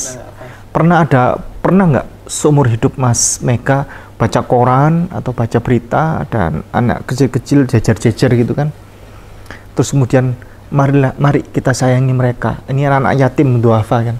Mari kita sayangi mereka, mereka adalah anak-anak Tuhan. Ini maksudnya beneran atau beneran? Saya pernah baca itu. Enggak, saya pernah baca kayak gitu itu. Iklan gitu kan. Anak kecil, anak yatim piatu duafa gitu kan. Mari kita sayangi mereka, mereka adalah anak-anak Tuhan. Mungkin maksudnya anak yang disayangi begitu ya. Iya. Anak-anak Tuhan mereka. Kita semua ini anak-anak Allah ini.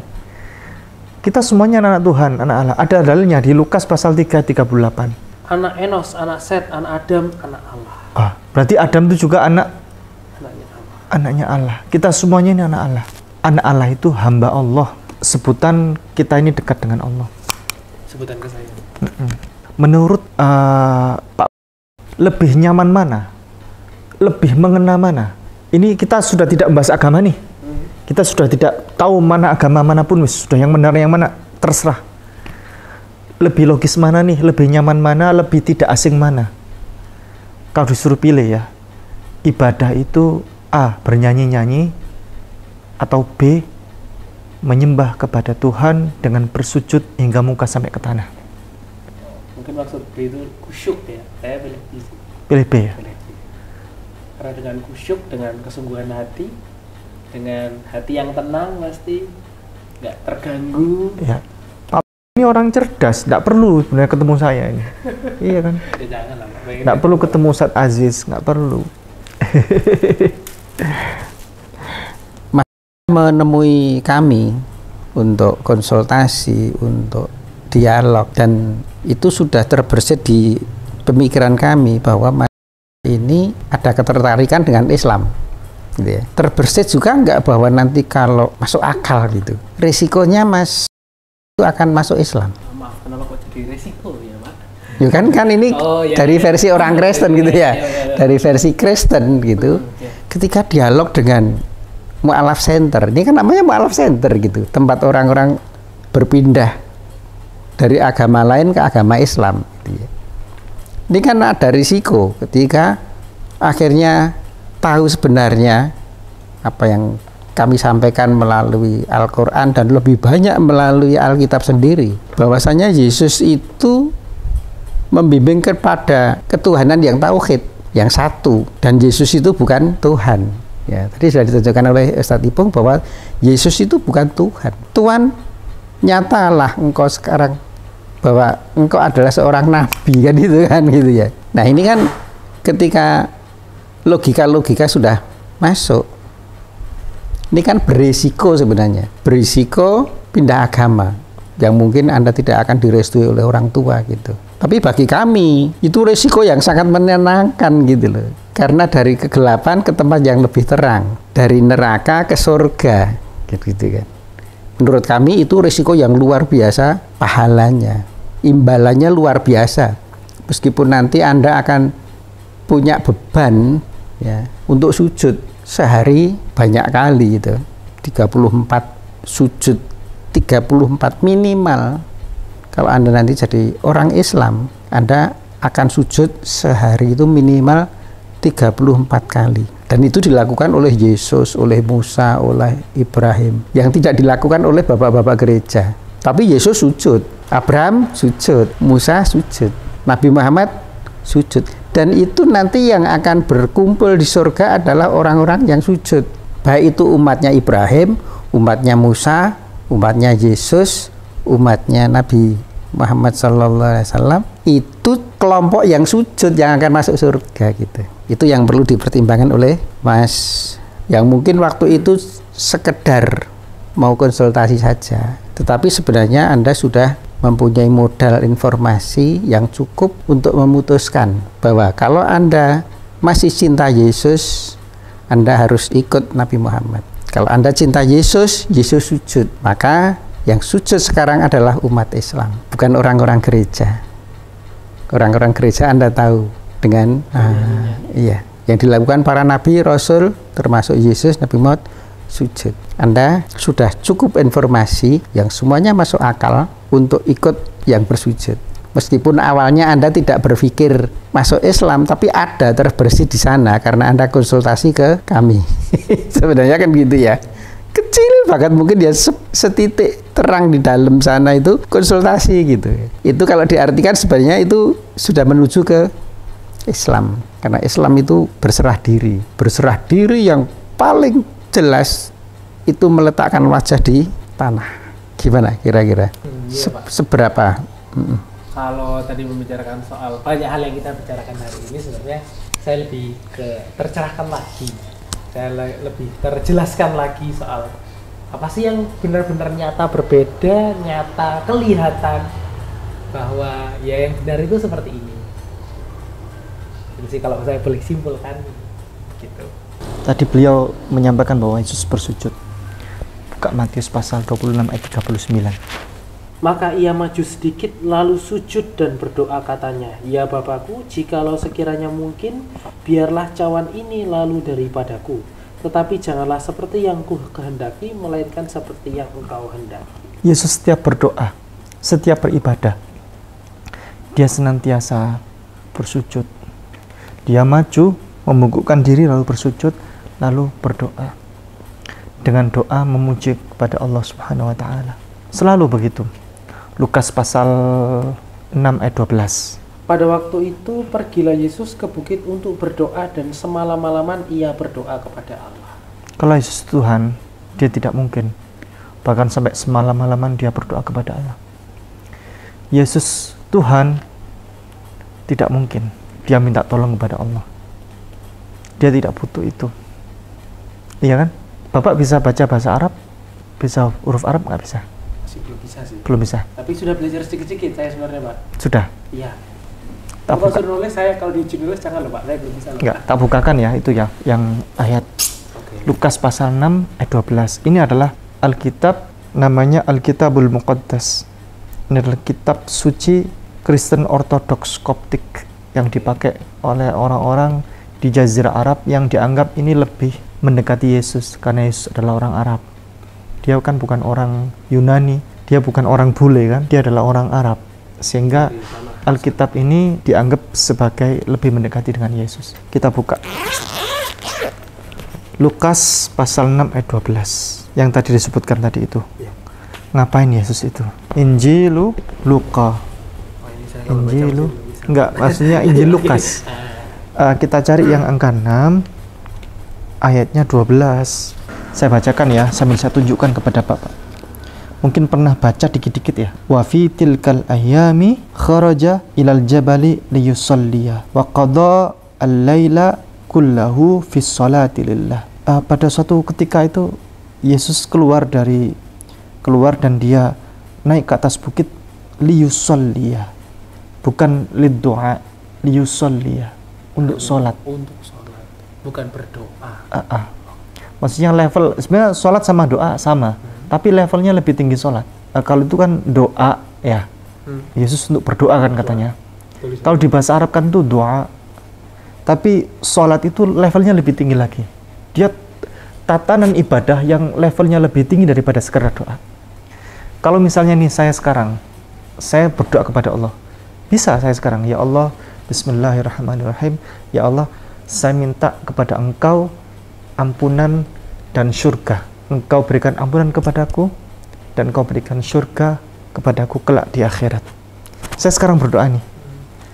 Bukan sholat kan? Iya, doa. Kalau saya sholat sama doa, tapi dia levelnya level ibadah yang lebih resmi lagi istilahnya begitu kan.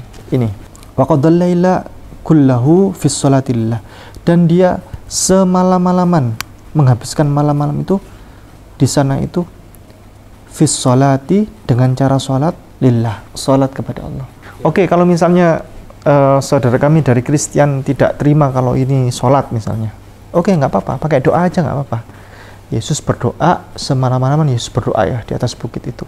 Yesus naik ke atas bukit lalu semalam-malaman dia berdoa kepada Allah. Mau pakai doa, mau pakai sholat silahkan. Tapi yang jelas Yesus ternyata bukan Tuhan. Kalau dia Tuhan tidak mungkin dia berdoa. Markus pasal 1 ayat 35. Pagi-pagi benar waktu hari masih gelap, ia bangun dan pergi keluar. Ia pergi ke tempat yang sunyi dan berdoa di sana. Pagi-pagi benar waktu hari masih gelap. Itu malam atau pagi? Dini hari. Pagi-pagi benar. Pagi benar hari masih gelap. Itu subuh. Yesus waktu itu mencari tempat yang sunyi Untuk berdoa. dan berdoa di sana. Markus pasal 1 ayat 35. Kita buka coba. Kita akan buktikan. Yesus tuh ngapain di sana? Wa fis subhi bakiron. Apa ini? Subuh. Bisa baca kan? Ya tahu, pernah dengar subuh itu subuh. Kalau subuh. Ya. Wa fis subhi bakiron jiddan. Hari masih gelap benar ya. Qama wa kharaja wa madha ila maudi'in khala'in wa kana yusalli hunaka. Yusalli hunaka. Ini salat di sana. Oke, misalnya nggak usah pakai kata salat, pakai kata doa kayak tadi di situ. Nggak apa-apa. Tetap Yesus di situ. Salat subuh, Yesus ibadah subuh, Yesus berdoa subuh. Dan dia bukan Tuhan. Kalau segala sesuatu yang dia minta tolong kepada Tuhan, berarti dia bukan Tuhan. Yesus minta tolong kepada Tuhan, berarti Yesus bukan Tuhan. Dan tentunya menurut Tuhan itu ada satu atau tiga? Satu, B, tiga. Satu. Alasan? Ya karena Tuhan itu Esa ya satu. Tuhan itu cuma satu. Dan ketahuilah bahwa di Alkitab setebal ini Yesus selalu dan berkali-kali dia menyampaikan bahwa kita diperintahkan agar menyembah kepada satu-satunya sesembahan atau kepada satu-satunya Allah. Dalilnya ada banyak sekali bertebaran, dan saudara kita Kristen dan Katolik wajib baca itu. Dalilnya ada di Matius pasal 4 ayat 10. Maka berkatalah Yesus kepadanya, "Nyahlah iblis, Ya. sebab ada tertulis engkau harus menyembah Tuhan Allahmu dan hanya kepada Dia sajalah engkau berbakti." Bahkan kepada makhluk sekelas iblis yang levelnya paling rendah sekali, Yesus memerintahkan kepada iblis agar menyembah kepada Tuhan Allahmu satu-satunya sesembahan yang kau wajib berbakti kepadanya. Kalau Yesus Tuhan, maka Yesus itu perintahkan kepada iblis agar menyembah dia. Tapi tidak kan? Buka Bapak di Markus pasal 12 ayat 29. Jawab Yesus, "Hukum yang terutama ialah, dengarlah hai orang Israel, Tuhan Allah kita, Tuhan itu Esa." Yesus ditanya, "Wahai Yesus, hukum terutama itu ya bagaimana itu?" Itu paling utama, itu paling tinggi. Kata Yesus menjawab, "Shema Yisrael, Adonai Eloheinu, Adonai Echad." Dengarkanlah orang Israel, Tuhan Allah kita itu, Tuhan itu Echad, Tuhan itu satu. Pernah dengar kata Echad nggak? Echad. Qul huwallahu ahad, pernah dengar nggak? Ya pernah dengar itu. Ahad itu satu. Pernah dengar kata Ahad, hari nggak? Hari Minggu, Ahad. Satu. Itsnin, dua. Senin itu hari dua. Thalatha, hari Selasa. Thulatha itu hari ketiga. Ahad itu satu. Shema Yisrael, Adonai Eloheinu, Adonai Eloheinu, Adonai Echad. Dengarkanlah orang Israel, Tuhan Allah kita, Tuhan itu satu. Saya bukakan, sebenarnya begini, para nabi dan rasul, bahkan jauh sebelum Yesus Kristus alaihissalam, semuanya itu menyembah kepada satu-satunya Allah. Kita buka di dalilnya di kitab Ulangan pasal 6 ayat 4. Dengarlah hai orang Israel, Tuhan itu Allah kita, Tuhan itu Esa. Itu firman Allah untuk Nabi Musa kan, zamannya Nabi Musa, sama. Jadi semua nabi dan rasul itu satu kata, Shema Yisrael, Adonai Eloheinu, Adonai Echad. Waktu perjanjian lama ini ada Yesus enggak? Belum. Satu kata dia, Musa, dengarkanlah orang Israel, Tuhan Allah kita itu, Tuhan itu satu, Echad. Yesus juga sama. Nabi Muhammad juga sama. Bapak buka di surat Al-Ikhlas ayat 1. Ini boleh dipegang nggak ini, Pak? Boleh. Oh, boleh, benar. Kenapa tidak? Atau ada yang nggak boleh soalnya. Orang Kristen boleh pegang Al-Quran, Gitu baca. ya? Oh. Siapa tahu karena membaca itu dapat pengetahuan baru, dapat ilmu baru. Dibaca. Ini ayat 1. Al-Ikhlas ayat 1. Dengan nama Allah yang Maha Pengasih dan Maha Penyayang, katakanlah Muhammad, dialah Allah yang Maha Esa. Dialah Allah yang Maha Esa. Itu sebenarnya artinya itu Allah yang satu, Ahad. Itu bacaan Arabnya Qul huwallahu ahad. Satu rumpun dia. Satu rumpun bahasanya, Echad, Ahad. Shalom, salam. Shalom alaikum, assalamualaikum. Shalom alaika, assalamualaikum. Sama. Jadi Ibrani sama Arab itu satu rumpun. Ya, satu istilahnya bahasa Jawa sama bahasa Sunda, atau dengan bahasa orang-orang yang bahasa Banyumasan, itu kan satu rumpun dia. Ada banyak yang sama. Dengan bahasa Madura ya, ada banyak yang sama. Sekarang Bapak buka di kitab Yohanes pasal 17 ayat 3. Inilah hidup yang kekal itu, yaitu bahwa mereka mengenal Engkau satu-satunya Allah yang benar, dan mengenal Yesus Kristus yang telah Engkau utus. Itu syahadatnya Yesus itu. Maksudnya apa ya? Syahadatnya Yesus? Ya, Yesus bersyahadat dengan cara itu. Inilah hidup yang kekal itu, bahwa mereka itu umat manusia ini mengenal Engkau ya Allah, mengenal Engkau satu-satunya Allah yang benar, dan mengenal Yesus Kristus yang telah Engkau utus. Di situ tertera nggak bahwa Yesus adalah Allah? Tidak. Pribadi yang berbeda? Pribadi yang berbeda. Berbeda. Artinya begini, asyhadu alla ilaha illallah wa asyhadu anna Isa ibnu Maryam Rasulullah. Saya bersaksi bahwa tidak ada Tuhan kecuali Allah, dan saya bersaksi bahwa Yesus Kristus adalah utusan Allah. Benar nggak? Iya, adalah utusan. Yang mengutus dengan yang diutus sama nggak? Beda. Presiden dengan wakil presiden sama nggak? Beda. Presiden dengan pas pampres sama nggak? Beda. Pernah suatu ketika presiden mengutus pas pampres buat ngantar surat kepada gubernur. Pas pampres ini presiden nggak?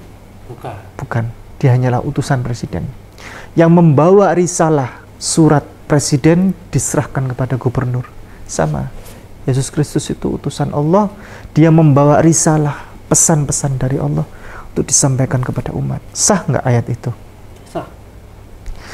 Kira-kira ayat itu ayat palsu nggak? Ya asli. Asli. Cuma nggak tahu ya kalau terjemahan yang pertamanya sendiri bagaimana ceritanya, ini kan yang hasil terjemahan. Terjemahannya tetap sama. Yang dari buku pertamanya. Walaupun buku pertama juga sama. Ini kita pakai panduan inilah. Ini yang katanya lebih asli katanya. Ya. Saya buka yang tadi Markus pasal 12 ayat 29. 17 ayat 3. Ini pun sudah diganti berkali-kali. Iya. Ini dulu namanya Isa. Sekarang diganti Yesus. Oh, ketikannya tulisannya. Nama Yesus saja diganti. Aslinya Isa di yang bahasa Arab itu, sekarang ganti Yesus. 17 ayat 3. Wa hadhihi hiyal hayah al-abadiyah ay ya'rifuka anta al-ilaha al-haqiqiyah. Bersaksi bahwa mengenal engkau adalah Tuhan yang benar. Satu-satunya Tuhan yang benar, ya. Hakiki, pernah hakiki? Tahu hakiki? Yang paling. Yang hakiki. Ini ya'rifuka anta al-ilaha al-haqiqiyah. Tuhan yang paling hakiki engkau ya Allah gitu. Wahdaka wa yasu'. Oh, tadi ada tambahannya ya. Ay ya'rifuka anta al-ilaha al-haqiqiyah wahdak. Tambahannya wahdak. Wahdak itu satu-satunya. Tuhan satu-satunya, sudah hakiki, masih satu-satunya lagi. Wa yasu' al-masih, Yesus Kristus, alladzi arsaltahu, yang diutus oleh Allah. Bahkan di Markus pasal 12 ayat 32. Kita kan tadi sudah melihat kesaksian Yesus nih. Ya. Kita lihat kesaksian para umat yang lain bagaimana. Kata ahli Taurat itu kepada Yesus, tepat sekali guru, benar kata-katamu itu, bahwa dia Esa dan bahwa tidak ada yang lain kecuali dia. Ya. Orang-orang Taurat. Iya. Tepat sekali engkau guru, ya kan? Bahwa tidak ada yang lain kecuali dia. Tidak ada yang lain kecuali dia. Dia itu Allah. Kalau yang disebut ahli Taurat itu adalah Yesus, maka di situ bukan dia, tetapi engkau gitu. Ya, 12 ayatnya 32. Kadang orang dibacakan gini nggak percaya. Karena itu dianggap tadi itu dirubah. Sehingga saya harus mengambilkan Bible dari berbagai versi. Ini termasuk yang versi Arab ya. Ini saya bawakan Bible versi Ibrani. Saking apa? Saking orang sudah terhapus kepercayaannya kepada yang bahasa Indonesia itu. 12 ayatnya 32. Ini. Faqala lahu al-katib. Mereka berkata ya, orang-orang ahli kitab itu. Jayyidan ya muallim. Jayyidan itu benar, ya muallim, wahai guru. Muallim itu guru. Ya. Bil haqqi qulta, dengan ini kebenaran perkataan kau itu. Li'annahu Allahu wahid, karena sesungguhnya bahwa Allah itu satu, walaisa akharu siwah, dan tidak ada Tuhan kecuali Dia. Mau baca? Enggak bisa. Terakhir. Bapak buka kitab Nehemia pasal 8 ayat 6. Ezra membuka kitab itu di depan mata seluruh umat karena ia berdiri lebih tinggi dari semua orang itu. Pada waktu itu ia membuka kitab itu, semua orang bangkit berdiri. Sebentar dulu, pause dulu. Ezra membuka kitab itu di depan seluruh umat karena dia berdiri lebih tinggi daripada semua orang itu, ya kan? Ezra berdiri lebih tinggi, orang-orang lain pada duduk. Ezra jadi apa ini? Membaca kitab. Imam. Oh, menjadi imam. Pengkhotbah dia. Dia berdiri, dia berkhotbah. Wahai hadirin, wahai para jemaat sekalian, karena dia berdiri lebih tinggi daripada orang semua umat itu. Pada waktu ia masih membuka kitab itu, tiba-tiba orang-orang bangkit berdiri. Pernah nggak Pak Mega dengar begini? Allahu Akbar, asyhadu an la ilaha illallah, asyhadu anna Muhammadar Rasulullah. Tiba-tiba orang bangkit berdiri. Pengkhotbahnya masih berdiri ini, terus jemaat tiba-tiba berdiri. Lanjut. Lalu Ezra memuji Tuhan Allah yang Maha Besar dan semua orang menyambut dengan amin, amin. Ezra tadi kan ada kegiatan, memulai kegiatan ibadah tadi itu. Iya. Terus kemudian Ezra menjadi imam kan di situ. Lalu Ezra memuji Tuhan dengan sebutan Allah yang Maha Besar. Pernah tahu nggak bahasa Arabnya Allah yang Maha Besar? Allahu Akbar. Allahu Akbar. Di belakang jemaat-jemaat itu berteriak lantang, amin. Aminnya situ 2 kali karena di belakang itu jemaatnya banyak. Jadi seperti menggembala.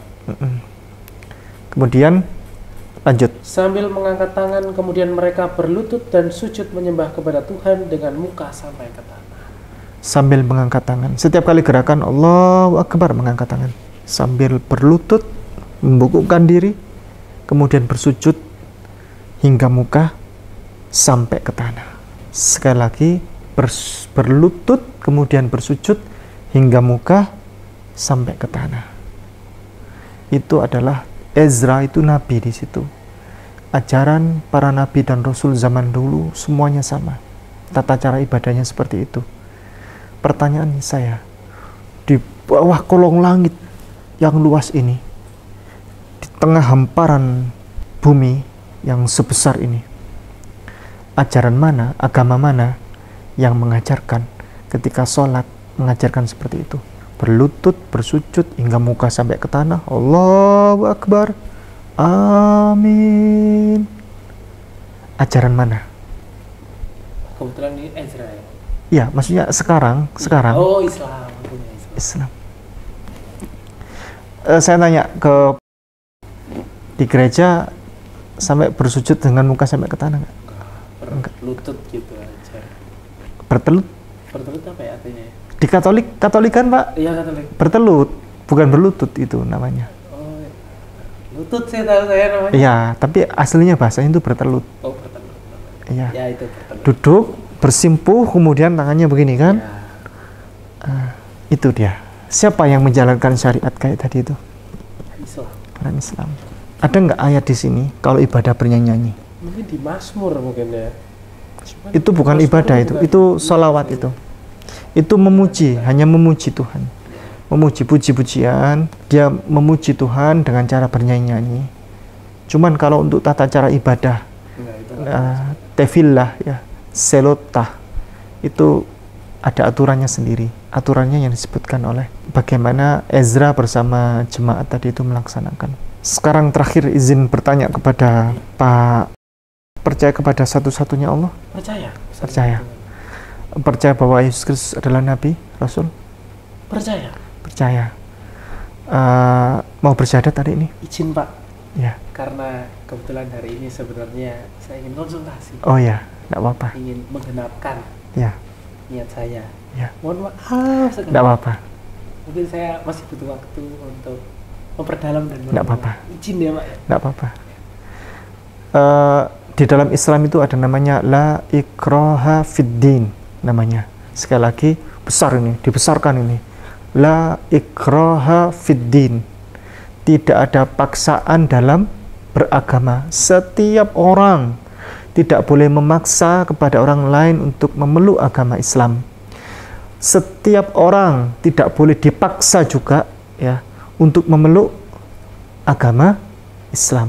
Ada konsep juga, qul ya ayyuhal kafirun la a'budu ma ta'budun wa la antum 'abiduna ma a'bud wa la ana 'abidum ma 'abadtum wa la antum 'abiduna ma a'bud lakum dinukum waliyadin. Untukku agamaku, untukmu agamamu.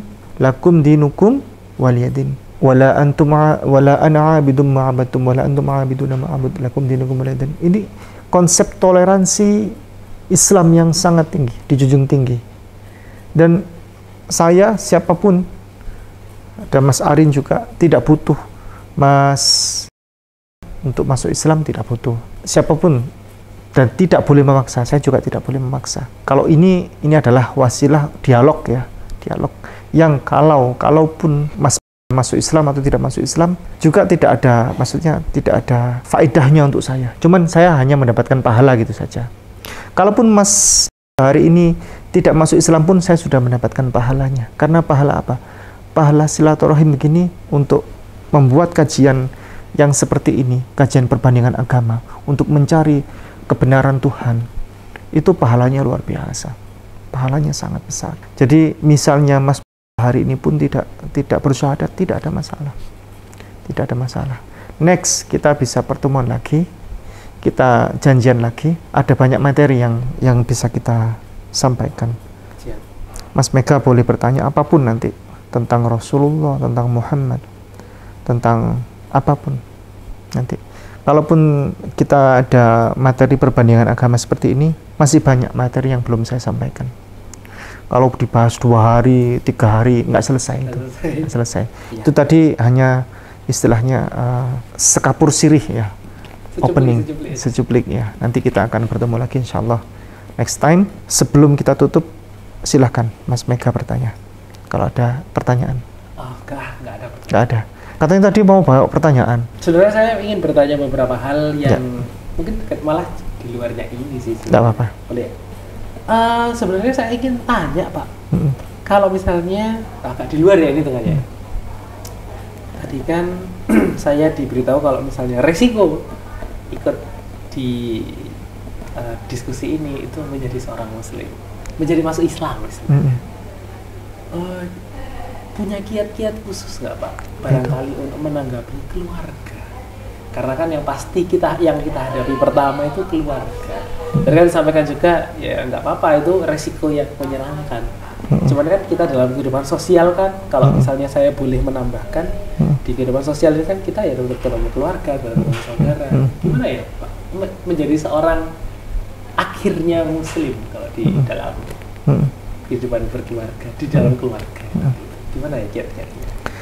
Islam mengatur tentang tata cara penghormatan seorang anak kepada orang tua, karena itu merupakan salah satu di dalam Islam itu namanya birrul walidain, salah satu unsur paling penting ya dalam kehidupan tata cara bersosial masyarakat.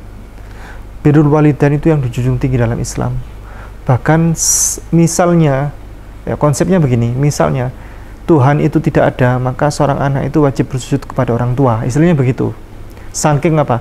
Saking kita wajib menghormati orang tua, sekalipun orang tua itu beragama non muslim. Misalnya anak ini muslim, sementara orang tuanya kafir. Kafir itu kafir ya, kafir itu tertutup. Sebenarnya bahasa kafir itu adalah bahasa yang sopan, yang paling sopan. Kalau di tempat lain kan domba yang tersesat gitu kan, Ya, kalau di Islam itu untuk menyebut orang lain itu yang beragama itu namanya kafir. Kafir itu cover. Pernah tahu bahasa Inggris cover nggak? Ini cover ini. Bungkus. Jadi tertutup hatinya untuk masih belum mau menerima Islam. Tertutup istilahnya. Kalau non Muslim, Muslim itu kan artinya selamat kan? Orang-orang yang selamat. Salam, selamat ya. Muslim, orang-orang yang selamat. Kalau non Muslim berarti orang-orang yang tidak selamat. Itu kasar sebenarnya. Saya, oh dia non Muslim atau dia nonis gitu kan. Itu kata-kata kasar itu. Nggak elok sebenarnya, nggak elok. Jadi kata yang sopan itu adalah kafir. Nah, bagaimana cara menanggapi seorang anak bertingkah laku kepada orang tuanya? Namanya birrul walidain, penghormatan kepada kedua orang tua itu wajib, walaupun hatta orang tuanya adalah kafir, beragama tidak Islam. Selagi bukan persoalan tentang ibadah, ya, maka kita wajib menghormati orang tua. Tapi kalau sudah orang tua menyangkut pemaksaan tentang ibadah, maka itu wajib kita tolak. Oh, wajib kita tolak. Misal ya, sudah tahu anaknya Islam, tapi orang tua memaksa anaknya untuk ke gereja, ya wajib toh. Di negara kita juga dilindungi itu. Anak yang sudah punya KTP, Bapak punya KTP dong? Ya, sudah punya. Ya, anak yang punya KTP, maka orang tua itu tidak punya hak untuk memaksa anaknya untuk ikut bersamanya soal agama. Ada undang-undangnya itu, bahkan pidana. Bahkan negara sama agama ini berjalan bersama-sama soal ini. Jadi bapak punya orang tua itu wajib dihormati, sungkem, kakinya dicuci, dicium tangannya, dan seterusnya. Itu wajib. Soal muamalah namanya itu, hubungan antara anak kepada orang tua. Tidak boleh bentak, tidak boleh ngomong kasar kepada orang tua. Itu di agama, di Islam itu wajib. Bentak, gitu, nggak boleh. Itu dosa besar dalam Islam itu, sekalipun beda agama. Tapi kalau sudah menyangkut soal agama, maka anak tidak boleh memaksa kepada orang tuanya. Orang tua juga tidak boleh memaksa kepada anaknya. Begitu. Adapun resiko tentang tekanan fisik, tekanan batin ya kan. Orang tua yang tiba-tiba akhirnya mau memberikan bullying secara mental, bullying secara fisik kepada anak, itu banyak terjadi memang. Cuman saya yakin bapak ini kan orang laki kan, saya lebih percaya kepada orang laki. Insya Allah soal ini insya Allah bisa mengatasi. Kalau soal perempuan, kalau ada mualah perempuan, mungkin saya akan memberikan training yang lebih dalam. Kalau laki-laki saya nggak perlu memberikan training itu, insya Allah lebih mandiri gitu kan. Silakan, ada pertanyaan lagi. Ini beliau hari ini minta belajar dulu katanya, dialog lagi. Nanti insya Allah kita akan next ketemu lagi katanya. Untuk hari ini beliau tidak bersyahadat dulu, nanti akan dilanjut next pertemuan sambil nanti menyiapkan mental beliau. Beliau ini aslinya sudah manusia sempurna istilahnya. Waduh. Menggunakan logika ya. Oh, logikanya ya. Maksudnya manusia kalau tidak menggunakan logika itu dia tidak sempurna. Oh, gitu. Iya kan? Ya.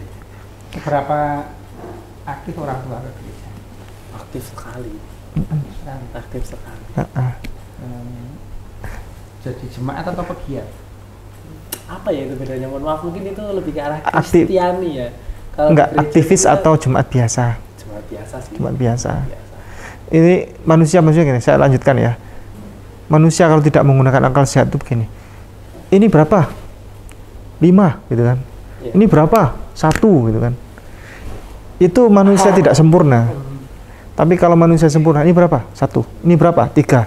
Ini berapa? 2. Ini berapa nih? 1 katanya. 3 adalah 1 adalah 3. Sesuatu yang tidak logis, sementara itu dipakai oleh manusia, maka dia masih belum lahir menjadi manusia yang sempurna. Saudara ada berapa? Kalau saya 4 bersaudara. 4 bersaudara. Ada yang sudah muslim belum? Nggak ada. Sempat ada pembicaraan seperti itu kadang di sebuah keluarga? Belum pernah ya. Dan memang kalau kami ini terbuka sekali, kan nggak ada intimidasi, nggak ada pelecehan, kita menghormati Anda, menghormati Yesus. Bahkan memang seperti yang Pak Ipung sampaikan, Yesus itu lebih terhormat di Islam dibandingkan di Kristen dan Katolik. Di Islam gimana? Ya di Islam kan Al-Quran. Kami pegangannya Al-Quran. Di Al-Quran itu memang Yesus lebih terhormat dibandingkan di Alkitab. Seperti tadi, Yesus di tempat kita tidak disalib, tidak dibunuh. Ada peristiwa itu, ada menjelang ya. Tapi kemudian diselamatkan oleh Allah.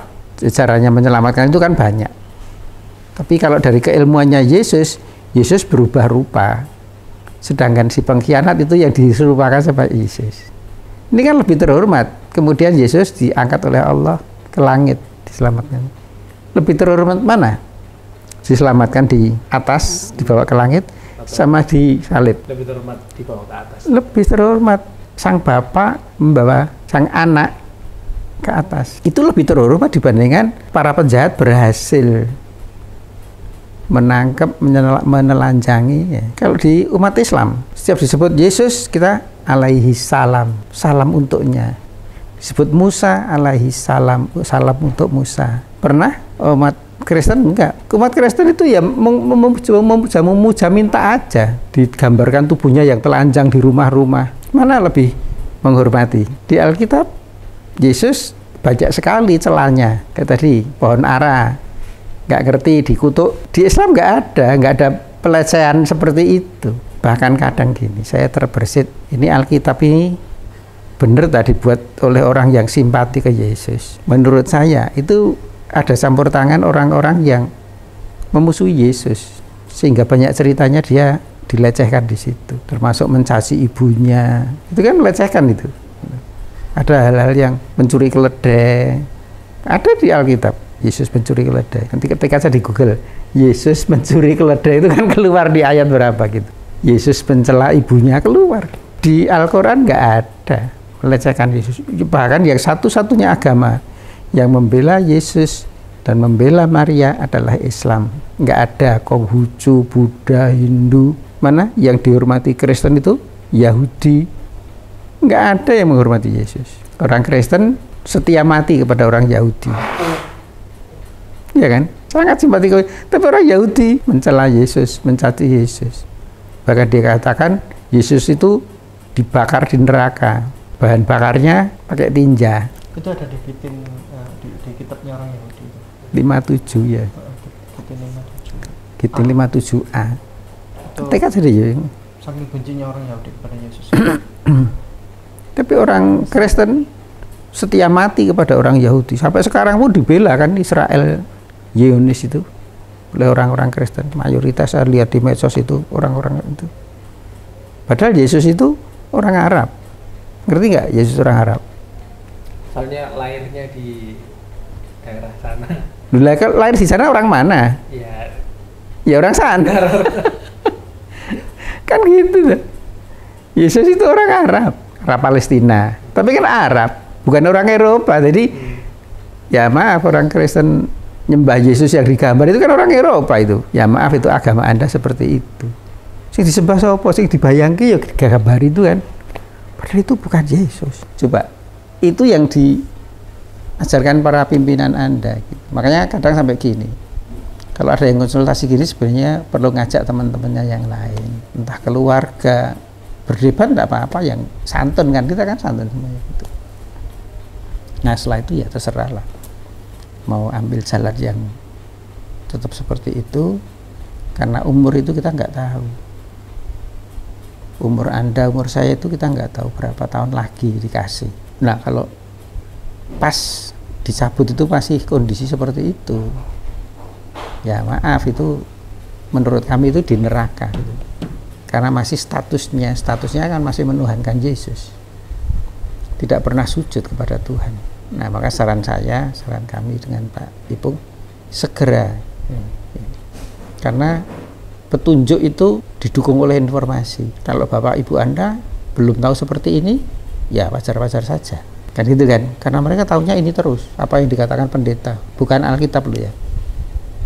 Karena banyak orang-orang Kristen itu yang ketika mempelajari Alkitab benar-benar dibuka bolak-balik, dibaca bolak-balik, dia terus jadi Islam, minta bersyahadat. orang-orang pinter yang menguasai Bible itu banyak yang bersyahadat. Ya banyak ya versinya.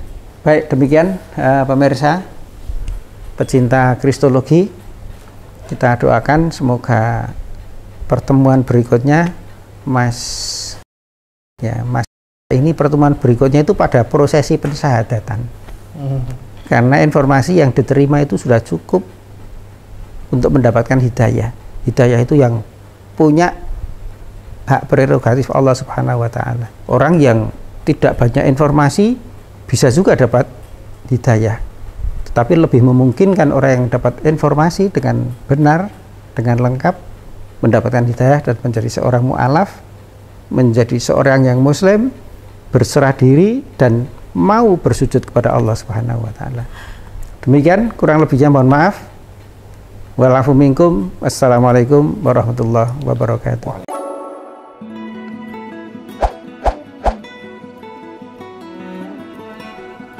Wah, apa tuh Pak Ustadz? Parfum Hagia Sophia, aromanya aroma Eropa. Wah, cakep nih Pak Ustadz. Iya. Dari depannya packagingnya bagus, di dalam juga tuh keren banget. Hagia Sophia Alexandria. Ini izin ya Pak Ustadz ya, saya Boleh. buka ya. Tangan dulu ya.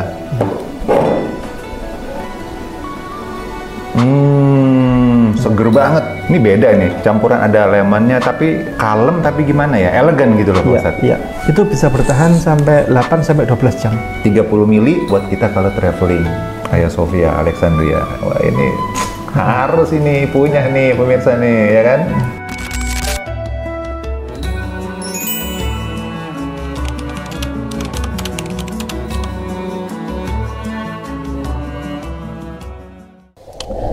B'Shem Adonai HaRahman HaRahum Hadahillah Ledonai Rabban Ha'alamin HaRahman HaRahum Molech Yom Haddin أطخى عبديم وبخى مستيعيم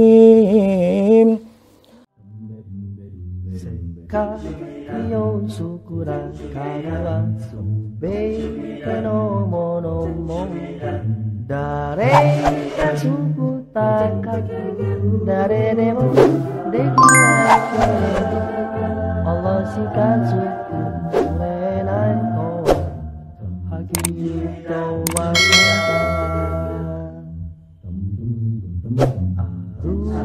to wala de sore sore